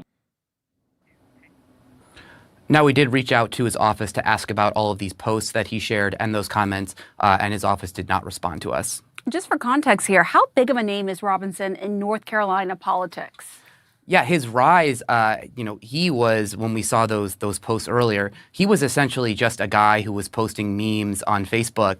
And in just a few short years, he goes from posting these memes on Facebook, Twitter, wherever, to being the lieutenant. Man, as much as everybody hates him, I love that he is a shit talker. He's a memer. He's a troll. He's a porn addict. I love that he's a big back with a big back wife. You know, these two are eating and they are fucking. They are nasty. You know they're nasty. I like that about him. I don't think he needs to be governor of the state, because a speech of him speaking out against gun control in the aftermath of that shooting goes by. Frog Tony voting Billy T. Fridge for president. Good job, Frog Tony. That was the right move. I promise to lead this country into great wealth and fervent military success. Viral, and now he is widely expected to be the nominee for governor in 2024. Ain't that some shit? New campaigning for governor. He says he supports so-called heartbeat bill that would ban abortion when a heartbeat is detective, but he paid for abortions in the 1980s with his now wife. His now wife, he paid for her to have abortions in the 1980s. But writing as mini soldier on New Africa in December 2010, Robinson said he did not care about a celebrity having an abortion. I don't care. I just want to see the sex tape, Robinson wrote. In another thread, commenters consider whether to believe the story of a woman who said she was R-worded by her taxi driver while intoxicated. In response, Robinson wrote, and the moral of this story, don't F a white bee. Damn, Robinson.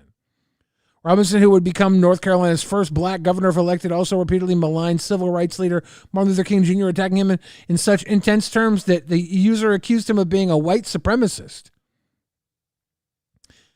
Get that effing commie bastard off the National Mall, Robinson wrote about the dedication of the memorial to King in Washington, D.C. by then President Barack Obama.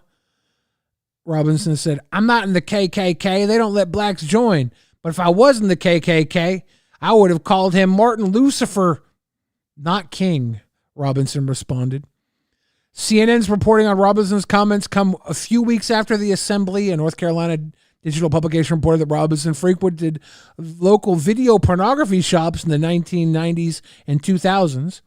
The story cited 6 people who interacted and saw him frequent the stores in Greensboro, North Carolina. A spokesperson for Robinson called the story false and complete fiction. Despite earning the full endorsement of former President Donald Trump and North Carolina Republican Party, Robinson faces an uphill battle in a race for governor against Stein. Robinson's history of controversial remarks include mocking school shooting survivors, his past support for total abortion bans without exceptions for rape or incest, and disparaging the civil rights movement have been a consistent theme in the race. Recent public polling shows Robinson is losing to Stein. It's a whole lot of information. We're halfway through this. I think we know enough about this guy now, considering he lost. Shit. Let's go back to the chat. Billy, did you used to hang out on the Skrelly streams before he went away? I swear I remember you from somewhere. Yeah, I used to hang out with Skrelly all the time. Matter of fact, let me see if Skrelly is talking about the elections right now. I saw he was earlier. Let me see if I can find.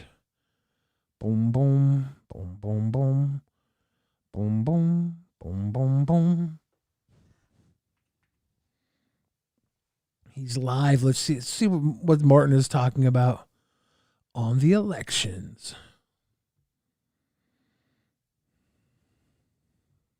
FBI is confirming, and local officials are commenting, and local secretaries, state secretaries of state are commenting on the effect of these bomb threats called into polling places and now counting centers all across the country.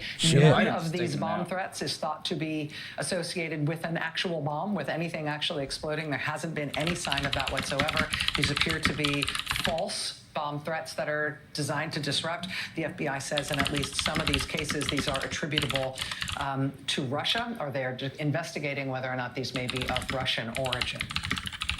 But again, our battleground recap, summing up, we've got too early to call in North Carolina, Arizona, Nevada, and it's too close to call in Georgia, Pennsylvania, Wisconsin, and Michigan. I mean, blue wall, baby, that was always going to be a blue wall night. And I think that, I tried to speak a little bit to some of the... I don't know what he's watching. No context. That would eradicate, the threat of something drawn out. And that is, this bitch drunk? I'm loath to quote Don Rumsfeld with all of you, but I will anyway. I feel like Liz Cheney has made that somewhat acceptable again. See if I can get still not acceptable. full screen. You go to the polls with the country that you have, and the country we have lives in two totally separated information ecosystems. I'm covering his face now. Whatever happens, we'll have to really understand the information consumption that young men have and why they think that the economy will be better under Donald Trump when it never was. I think that trying to read. Waiting for these blue wall states to come in because they're so close, because households are divided, right? There could be a yard sign in a house that doesn't represent how everyone in the house will vote in either direction. And so I think it's going to be a late night. And I think it's the poll. I can't really get too much in there.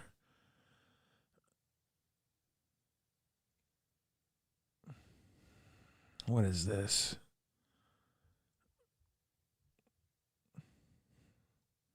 Do you see this Martin Shkreli tweet? Defend capitalism everywhere, every time. Be willing to die for it. Civilization collapses without it. And then this is something that we could in. frame and put on the wall, and then it says like Thomas Jefferson and then Martin Shkreli. Yeah. Shkreli. I love this because like the first reply is civilization actually collapses when it lacks strong sovereign institutions, social cohesion, and resilience to external threats. And Martin just says no. Mogged. Strong opinion, strongly held. Yeah.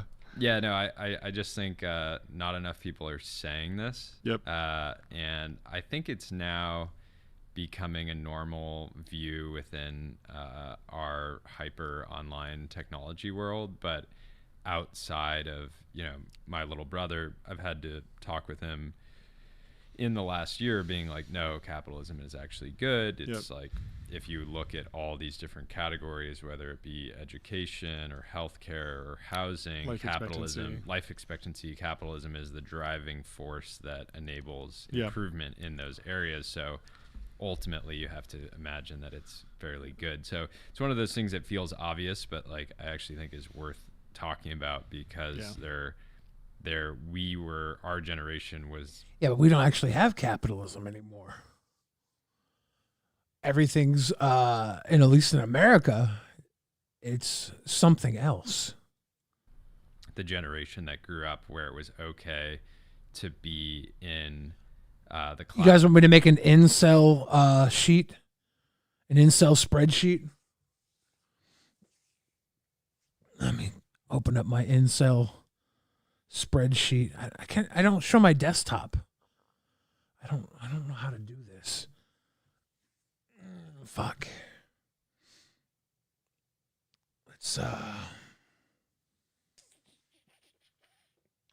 me try. Okay. So I don't actually have any way to show desktop setup. We're gonna do my incel spreadsheet, analog edition. So I don't have a piece of paper. We're gonna use this paper plate. We're gonna use this donut pin. Okay, incel spreadsheet. Put nude Africa down on the incel spreadsheet. Say North Carolina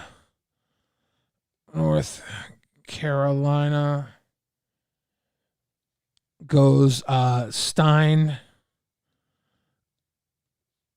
Robinson, and then Stein. So the nude Africa is negative nude Africa. Let's go down this side. We're going to have to put into the incel spreadsheet. We're going to have to put down a list of people in the chat. Let's see. Revolting Machine. Benjamin City. Josh. Don't try and delete your messages.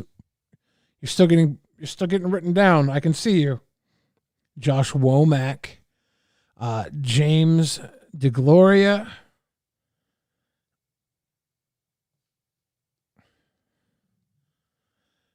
Okay, so these are the chatters.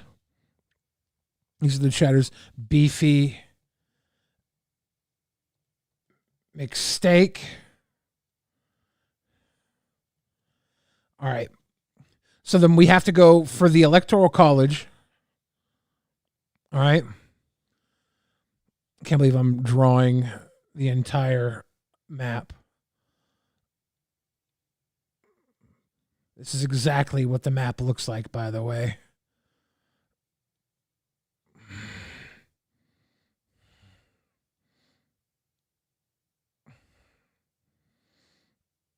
A perfect rendition of the map.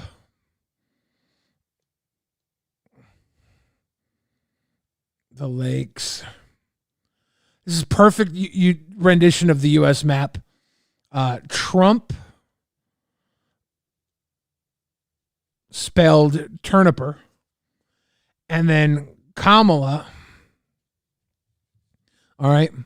And Trump with a line underneath and Kamala with the lines outside. You can tell through the sandwich of Trump to Kamala boxed in, 2-pack bricks. We have the smiley variable for the smiley face that comes back into the regional dialect, East Coast, counting. Okay? Counting. Midwest, still under construction. Southern states, obviously Trump. And then the West Coast, undecided.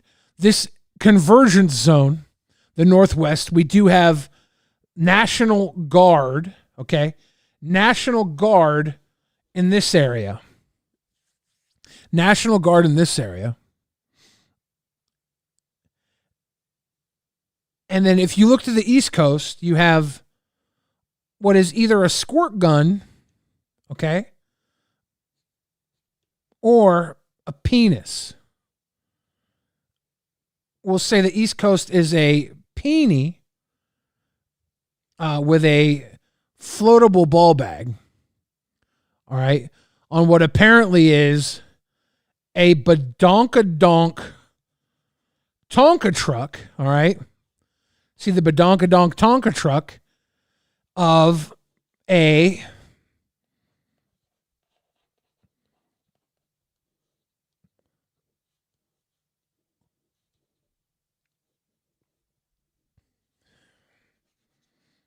ladies and gentlemen, it's a female using the woman's bathroom.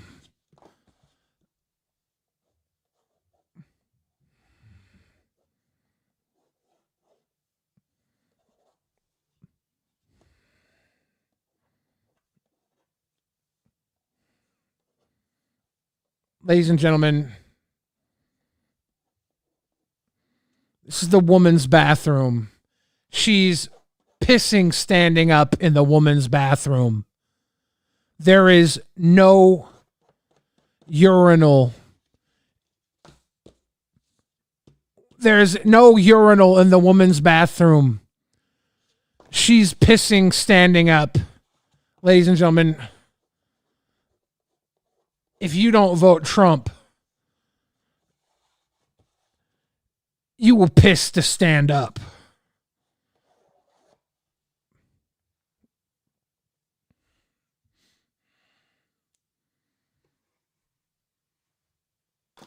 Fact. Fact. Fact.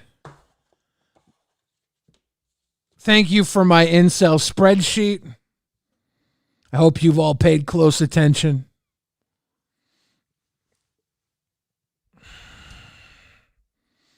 I hope you've all paid very close attention to my incel spreadsheet. I'm coming out. I want the world to know. Gonna take it slow. Vote Trump or you sit down to piss. It's that simple. I'm sorry. I can't be any more blunt about these elections.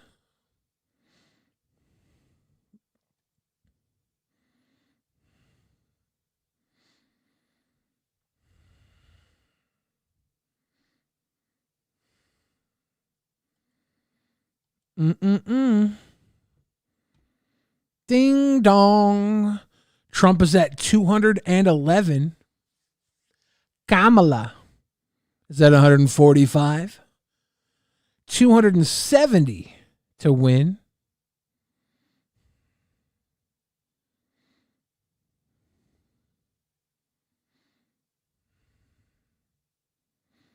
As you can see, PA is now, Trump is up by 170,000 in Pennsylvania currently, with 76% of the votes totaled.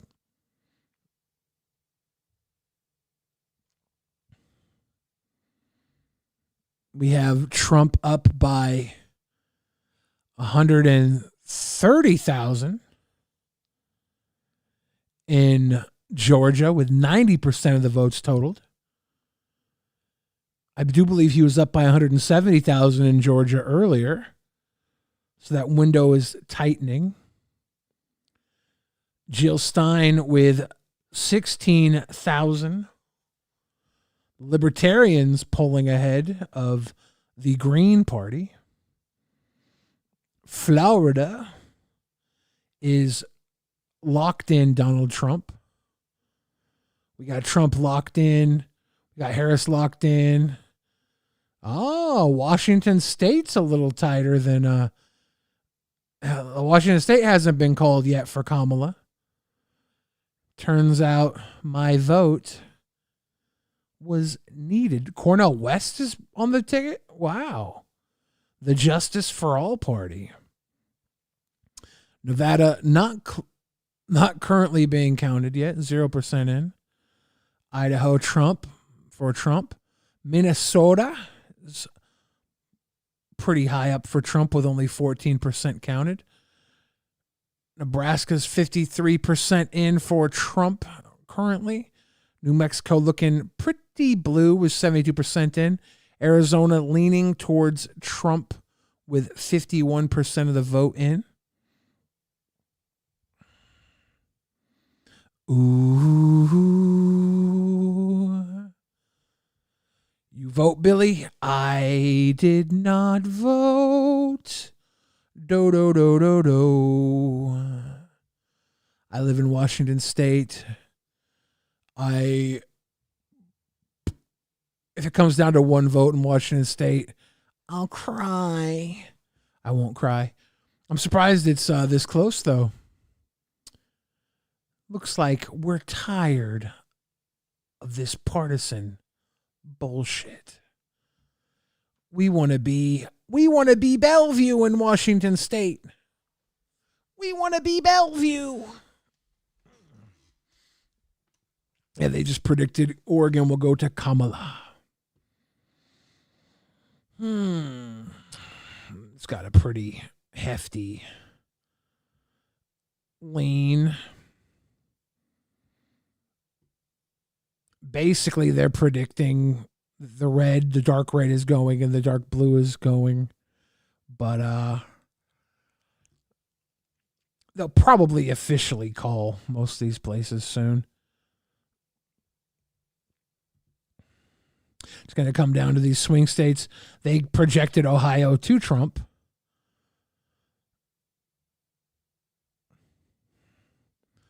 Ohio. We might have President Trump, ladies and gentlemen. We might have President Kamala. We'll have to see how these little cookies crumble. Looks like Maine still hasn't closed. Connecticut. Rhode Island went to Trump. New Jersey went to Kamala. Rhode Island did not go to Trump. It went to Kamala. I don't know why I said that. Wham, bam, baloo, bam, bam, bam, boom. Virginia is looking to be Kamala country. Woo-hoo-hoo. Woo-hoo-hoo. Kamala's leading in Michigan. Woo-hoo-hoo.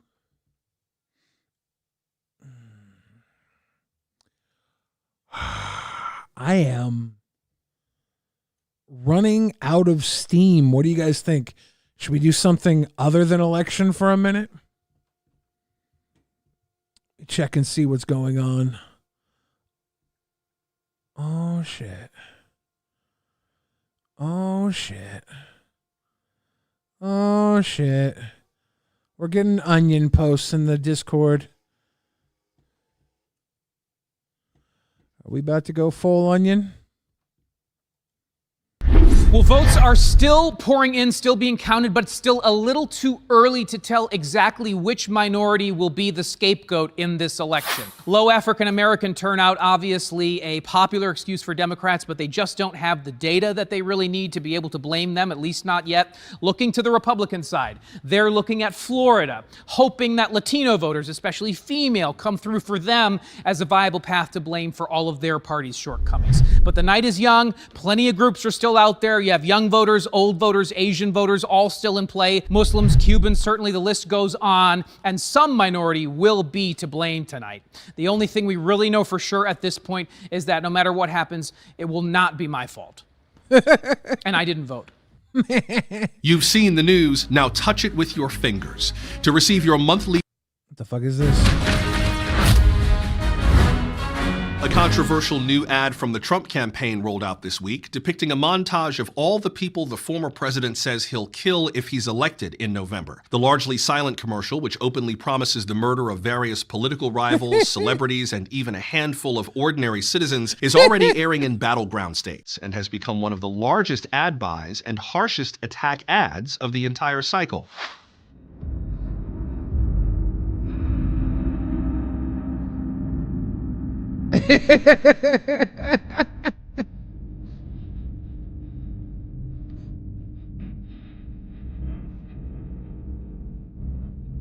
I'm Donald J. Trump, and I approve this message.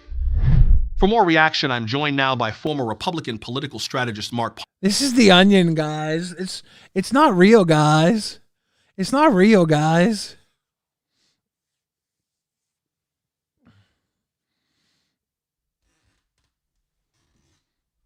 Sabi Serrato, I am not off of Drunken Peasants for surgery. I am off of Drunken Peasants because Ben is going through money issues, so can't afford to have me on every episode. Hopefully I will be on more episodes this month.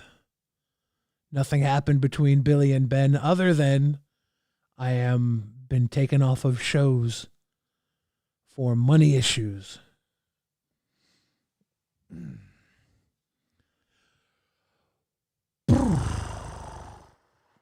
So if you thought I was off because of surgery, please know that I am not choosing to be off. I have the ability to work, just not the demand. I would love to be able to make money streaming on my channel, and hopefully I can make some of the money that I am losing not being on Drunken Peasants because I am not able to buy magic cards and cookies. All my magic cards and cookies aren't available. If you must ask, that's your answer, good sir. 420 DR says this is the best stream. We're just doing the best streams. We literally just log on and do the best streams.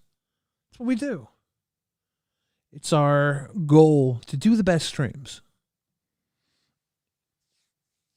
I am thinking, ayo. Lord Magicus donated $5.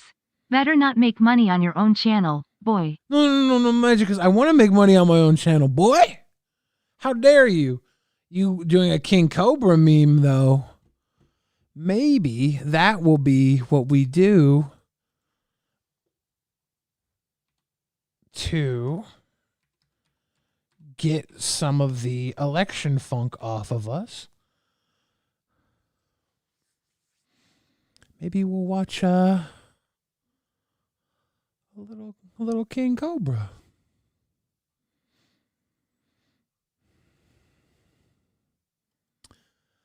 Let's see if there's anything good.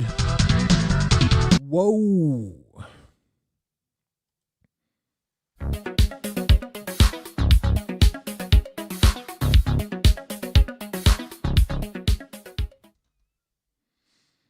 Halloween Cobra? Is it too late to watch Halloween Cobra?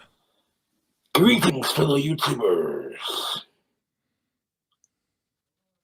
The Green Phantom strikes again.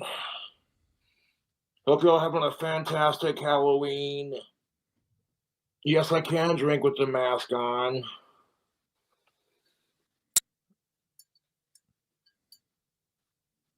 I can drink with the mask on, but I don't want to fucking spill it all over the place. I'll be getting Beverly's one mailed out tomorrow. I didn't get to it today because I had counseling. My guy had to go to counseling. No, I'm not going to Frosty's. I pretty much avoided that place. Did you get kicked out of Frosty's? I'm not sad. I'm just hanging out. My guy's just hanging out. Do I have any candy to enjoy? I do not. I got plenty of alcohol, and that's my candy. Cobra should go trick-or-treating. Get some candy. I should have gone trick-or-treating to get candy. Fuck the sickos and fuck the trolls. It's cold and miserable outside. I ain't getting no trick-or-treaters this time of year. You looking up my Halloween plans, just sitting on stream, having a couple of drinks, hanging out with the fans. Actually, I rule Jessica Boyle's life, otherwise she would fucking get over me, dude. If you're gonna talk shit, you're just gonna get banned from the channel. I'm not mad, I'm just saying. I didn't come online so a bunch of people can crap on me, dude. Dude, that's the only reason I come I'm not live. upset, guys. I'm just hanging out, reading comments. I might get a drink combo going after I chug the rest of this beer. I'm not down and depressed. I'm just fucking hanging out. He's just hanging out. This is 35 minutes of No, Halloween. I'm not going trick-or-treating. I'm just going to hang out in my house and drink. I don't think we got 35 minutes of Halloween content in us, do we? I'm not fucking pounding. I just have naturally thick lips. The trolls are just shitting on our boy Cobes. I'm not upset. If I was upset, And I'd his- let you know. You keep saying that crap in this chat. And his naturally thick lips. I think maybe Halloween is not the right vibe for tonight. Let's go find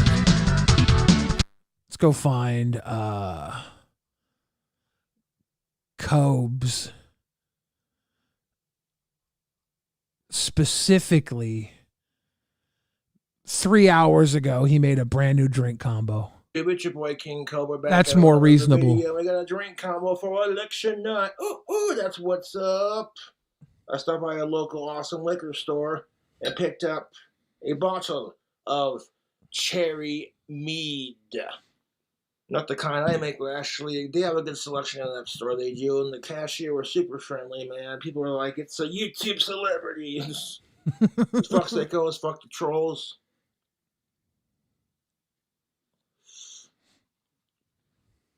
Start off with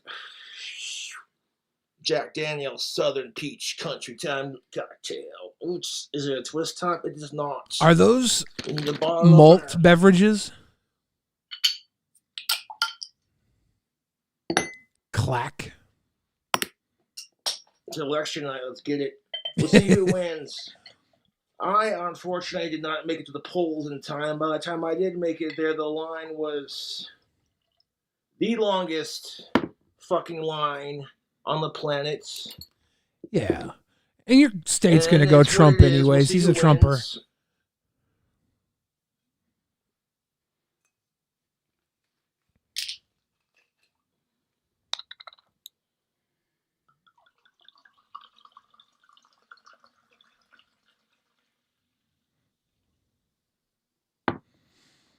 I don't care if you go for Harris. I don't care if you go for Trump. I should have gone earlier. The line would have been a lot shorter, but people last minute. Man, next time I'm getting a mail-in ballot, so we'll see who wins. Cheers. Cheers. Combo, peach and cherry. Cherry mead, peach malt beverage. Jack Daniel's peach beverage. Peach and cherry sounds good. A little more peach to go in with the cherry. Cobra, thumbs up on the drink combo. There we go. There was our palate cleanser. Yeah, Cobra said he was going to vote for Trump. I just want to start off.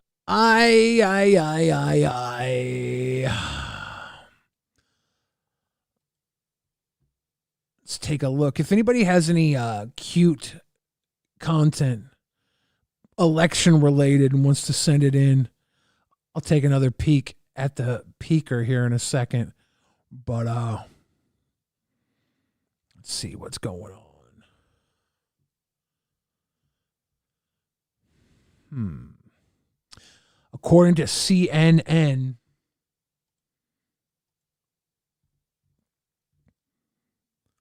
Kamala's at 153 electoral votes.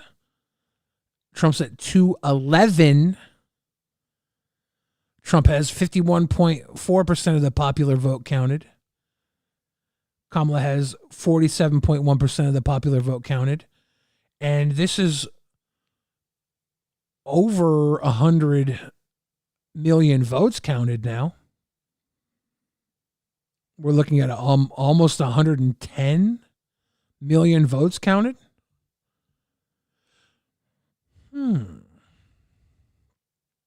If Trump holds on to Pennsylvania, that's pretty much the story, right? They who wins Pennsylvania wins the election. Trump's lead in Georgia dropped by about, well, last I think it was 130,000, right? And now it's 100 and no, he's still up by 136,000. He's pretty solid in Georgia.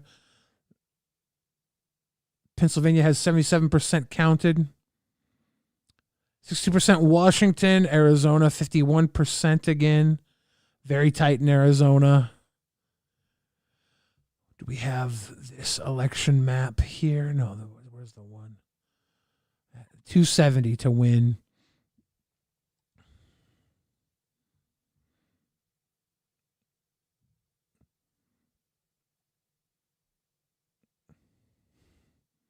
Washington is labeled as safe, but it hasn't been called yet on CNN. Ohio is likely Republican. I like how this map is saying it's not safe for Texas and Florida.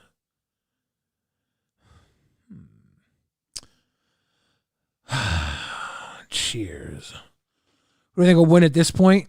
It's really hard to say.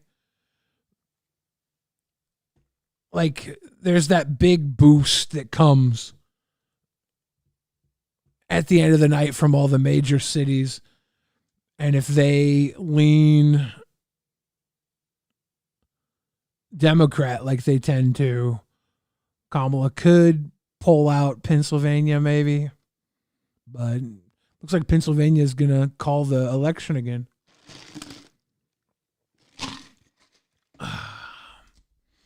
We'll have to see. Oh, yeah.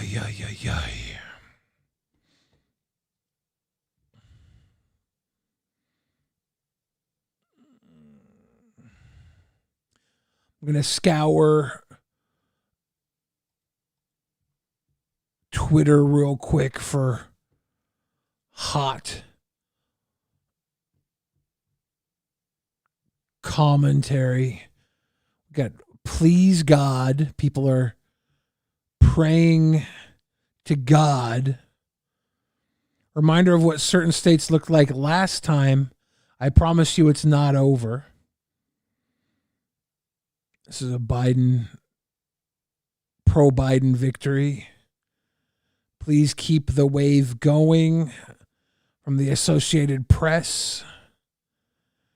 People are praying for the blue wave. Trump had 214 electoral votes last year.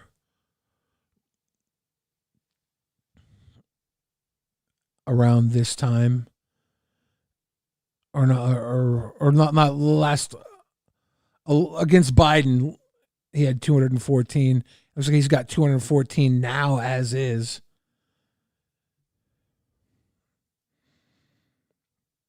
People are comparing 2020 to 2024.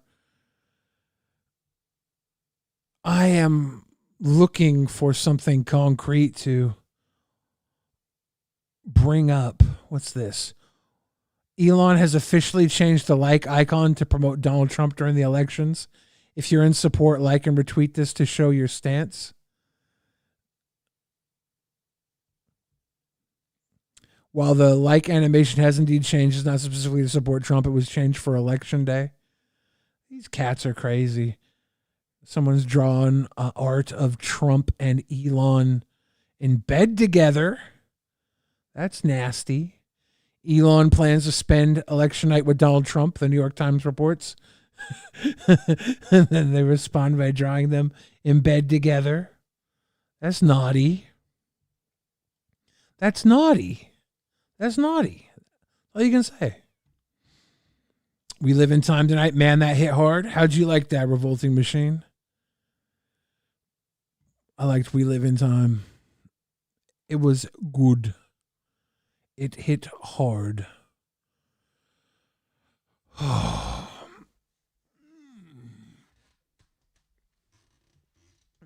There is no way we're going to find an election result tonight. I could stay up all night talking about results and we still wouldn't get the president confirmed tonight. What are we going to do? Am I going to leave you all tonight? We've been live for 4 hours. I'm lacking direction for the rest of the stream. I'm going to check my inbox, see if anybody has given me any cool ideas.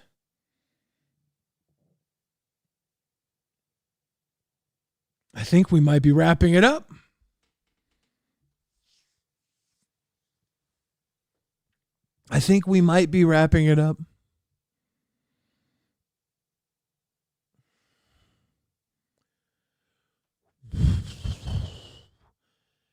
If anybody wanted to prank call people, I don't know who to prank call anymore. I'm a grown-ass man.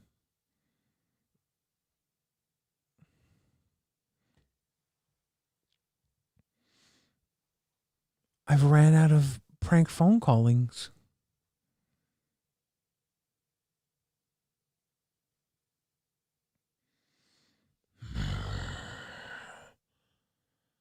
I'm trying to get a second wind.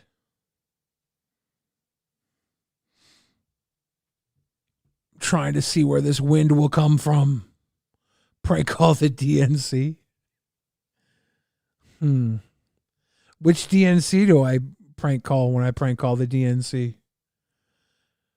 Hoo-ha. Prank call to DNC. Sent in a boxing video.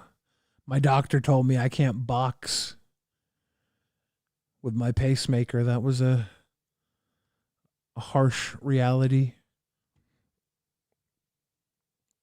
And hey, Billy, man, you gotta join my Discord.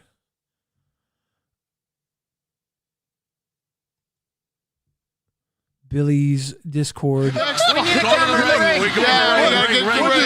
is going on here? We got Brandon Huffman, Cowboy Kid Quick versus Jeremy Smith Dynamite, who is the BMFD champion, the baddest. I think Jeremy Smith may be pound for pound the best at what he does. I think he's unbeatable. He's so strong. He's literally the strongest. That's my man. I just met him. So we got Brandon Huffman, Cowboy Kid Quick versus Jeremy Smith Dynamite. 4'4", 4'5". Brandon Huffman is 110 pounds to Jeremy Smith Dynamite's 145 pounds. Huffman is 29. Smith is 23. They are Ohio boys, Cleveland and Columbus, respectively. Yeah, which one? I like it. That's in the Jeremy blue Smith. corner. Yeah, in the blue corner. He's a monster. He's a killer. He like he deadlifts like 1,000 pounds. Yeah, insane. But I will say, I didn't think I didn't think Cowboy Kid. I watched the thing. I'm like, he may not show up because this kid's so tough. Tap me on the shoulder. Oh my God! I showed up. Look at that, man. Look at the traps on that dude. Oh no, he's a monster. By the way, Twitter is ablaze right now, calling that the greatest fight. It was. I tweeted right away. It's good. So the guy, 145 pounds, he's in the lower corner. He's got this weight advantage. Is he just going to knock dude out? Yeah, the title of this video suggests so. Fight a century. Here we Fight go. a century. Cowboy Quick, we'll see what he's got. This guy's an absolute monster in my mind. Oh my God. Yeah. Hey, man. Yeah, this guy, they call him the world's strongest dwarf. And it looks like he is going to dump this guy this guy's 110 pounds that he's beating up. And the world's strongest dwarf is 140, was it 43 pounds, 145 pounds? He's like 1/4 larger than this guy. Hey, listen. What did you get yourself into? Cowboy Kid or Jeremy Smith Dynamite has real strength. Yeah, oh my God! Don't hurt him. Yeah, he's don't vicious. hurt him. Blop, blop, blop. Blop, blop, blop. He's just messing this guy up. Oh, he's all twisted but up. You know what? The Cowboy Kid's fighting. He's throwing. Yeah. He's just so fucking strong, Jeremy. Oh, no. He's just so fucking strong. This guy's got no chance. I think he probably made about $10,000.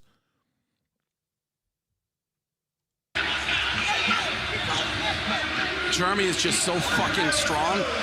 But give Cowboy Quick, he's dancing, he knows. Yeah, he's light on his feet, he's moving around, getting out of the way of the punches. A lot of the small, little people just stand and throw, and you can't do that with this guy. Oh my goodness. See, they don't move. You got to move. You got to move or you're going to get whooped. Yeah, he's getting a little bit Tangled in the ragdolled. ropes, yeah. Look at the size of Whatever this guy got paid, I hope he got a nice paycheck to lose, because there's no chance this guy's beating this muscular man. Jeremy. Look at his traps, man. He is so strong. He just comes in and attacks. He's a bull. You can check out the Cowboy Kid at Micro Championship Wrestling, by the way. Yeah. He had that look on his face like he didn't know what he was getting into. Yep. Well, it's just this guy's, he's destroyed everybody's face. I'm sweating. Yeah, sure. All right, Caleb. Hot tamale, I'm sweating. A little mid-round action. I'm with one of the stars of tonight, Tiny Texie. Tiny, you've been a police officer, you've been a bear, you've been on shoulders, you've done it all. What goes into the planning of a night like tonight for you? I think this Tiny Texie girl happens to be an adult film star. I do believe. A lot. I'm exhausted, but I'm having so much fun. Oh my God. Seeing everybody, meeting everybody, just being here, being invited to be here. I'm so blessed by my girlfriend Anastasia. It's so awesome. And what do you want to see for the rest of this fight? What I want to see? I will tell you right now what I want to see Supreme Patty whoop some butt. I know it's going to be awesome. Supreme Patty fighting later. This is going to be another good one. Rest in peace, this guy. Rest in peace, this guy. The fight's not over. And they're like, rest in peace. You gonna die. You gonna die. Let's fast forward to the end. Let's see if that Cowboy Kid could fight his way out of this hole. It's tough. I don't think you can knock him down. He's leaning in. Throwing the haymakers. He's so strong, man. So strong. Oh, he's mad. Yeah. I think he wanted a finish, you know? Expected to get a finish. Another pro wrestler he's fighting. This guy's a pro wrestler? Oh, yeah. Micro Championship Wrestling. Micro Championship Wrestling. They got 10 seconds, so there's no knockouts. And that's it. Yeah. I mean, look at the size. He's way bigger. Yeah. So that has to go to Jeremy. For those of you that want to stay away from her videos, I believe her name was Tiny Texie. Tiny, I can't remember what the guy said. My Smith, and the champion, 3-0, world's strongest dwarf. Got to be the champ. All right, next three fights: Supreme Patty versus Dancing Dan Rue. Then we got Juicy P versus. Is that on the microphone? Is that the One Bite Pizza Barstool guy, or is he just copying his voice? Because I know this is Barstool. Dave Portnoy, is that actually Dave Portnoy, or is that someone who just copies Dave Portnoy's voice? I can't tell. Bum. And then Bobby Lang, Adam Lang. Great fights Yeah, coming he up. won. Dynamite. And still. That's Dynamite our champion, won. ladies and gentlemen. Here, I'll go back for those of you that want to get her name. What do you want to night like tonight, Bear? You one of the stars of tonight, Tiny Texie. Tiny Texie, for those of you that want to stay away from her.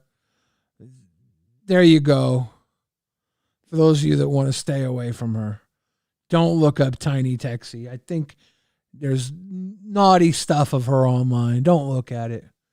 You guys are crazy. You guys are wild and crazy guys. I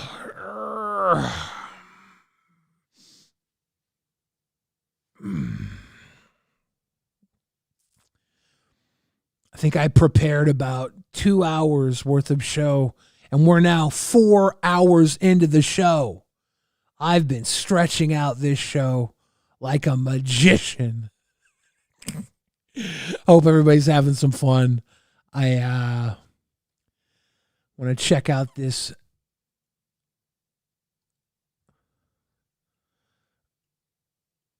I wanted to check out the presidential map again.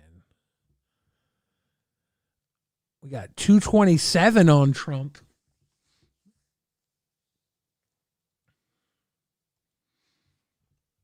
$153 Kamala. Please don't add Tiny Texie to the tax folder, guys.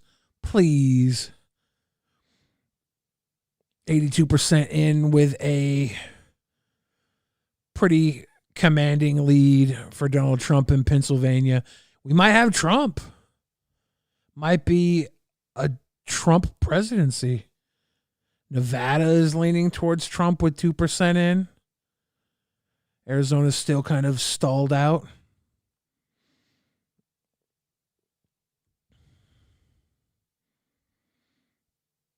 Alaska and Hawaii still haven't closed out yet, but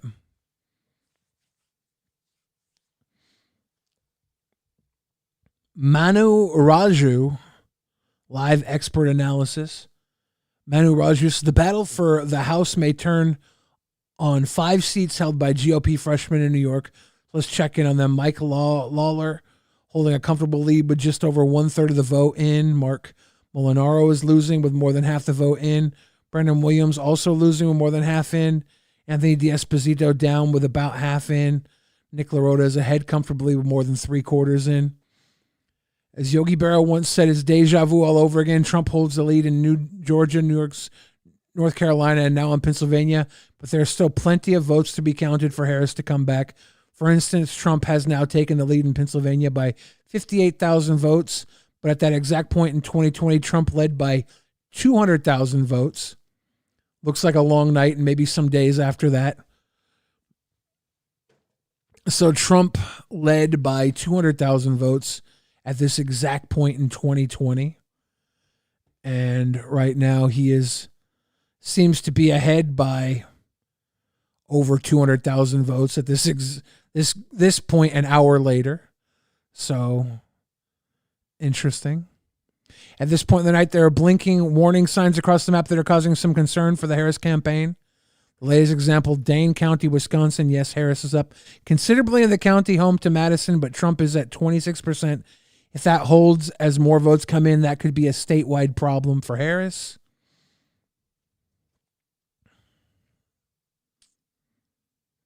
Ladies and gentlemen,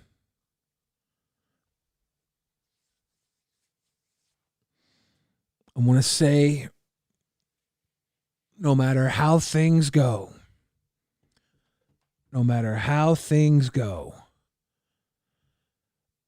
when this is all said and done, we got to come together. We can't be sour apples because our team didn't win.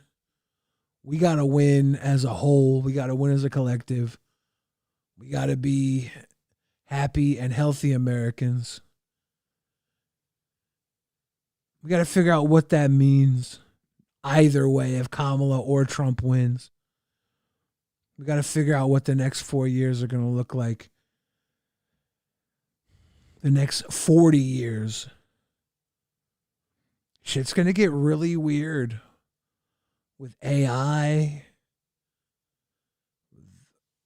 people hungry people. It's going to get weird, guys. We got to be good to each other. Stop hating on your neighbor. We need unlimited Chipotle for everyone, Christian.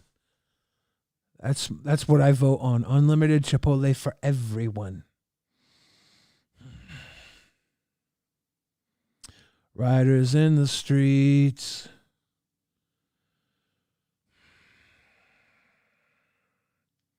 It's going to be an interesting time.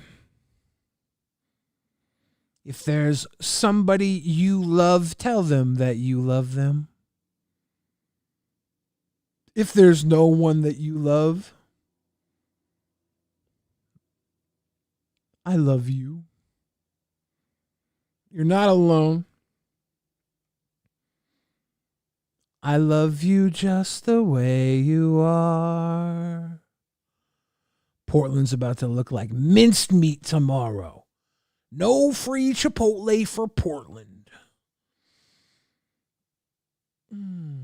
I think I am ready to call it a night, ready to wrap. We stretch this one out as long as possible. Whatever happens, we're still all in this together. We're still Americans. Congratulations if your side wins. And if your side doesn't win, it's not that big of a deal. It's been an uphill battle no matter who was president for a while now. Keep moving uphill. I love you. I love you so much.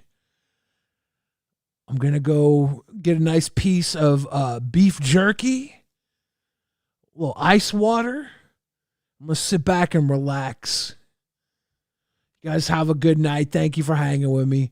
Happy Election Day. Merry Christmas and a beautiful New Year. I will be back again very soon to hang out with you guys, hopefully with something a little more entertaining than an unending election process. I knew we weren't going to get there tonight, but hey, no matter who won, you can still buy me Chipotle regardless. Thank you, cats. Good night, everybody. Appreciate you. Goodbye, everybody.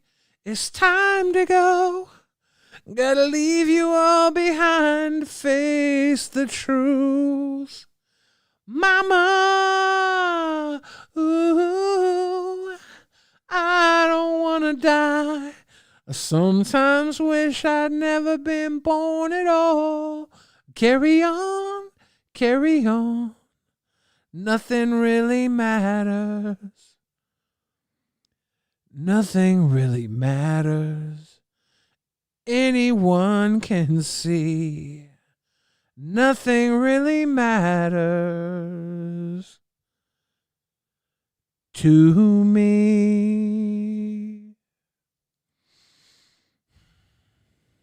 Good night.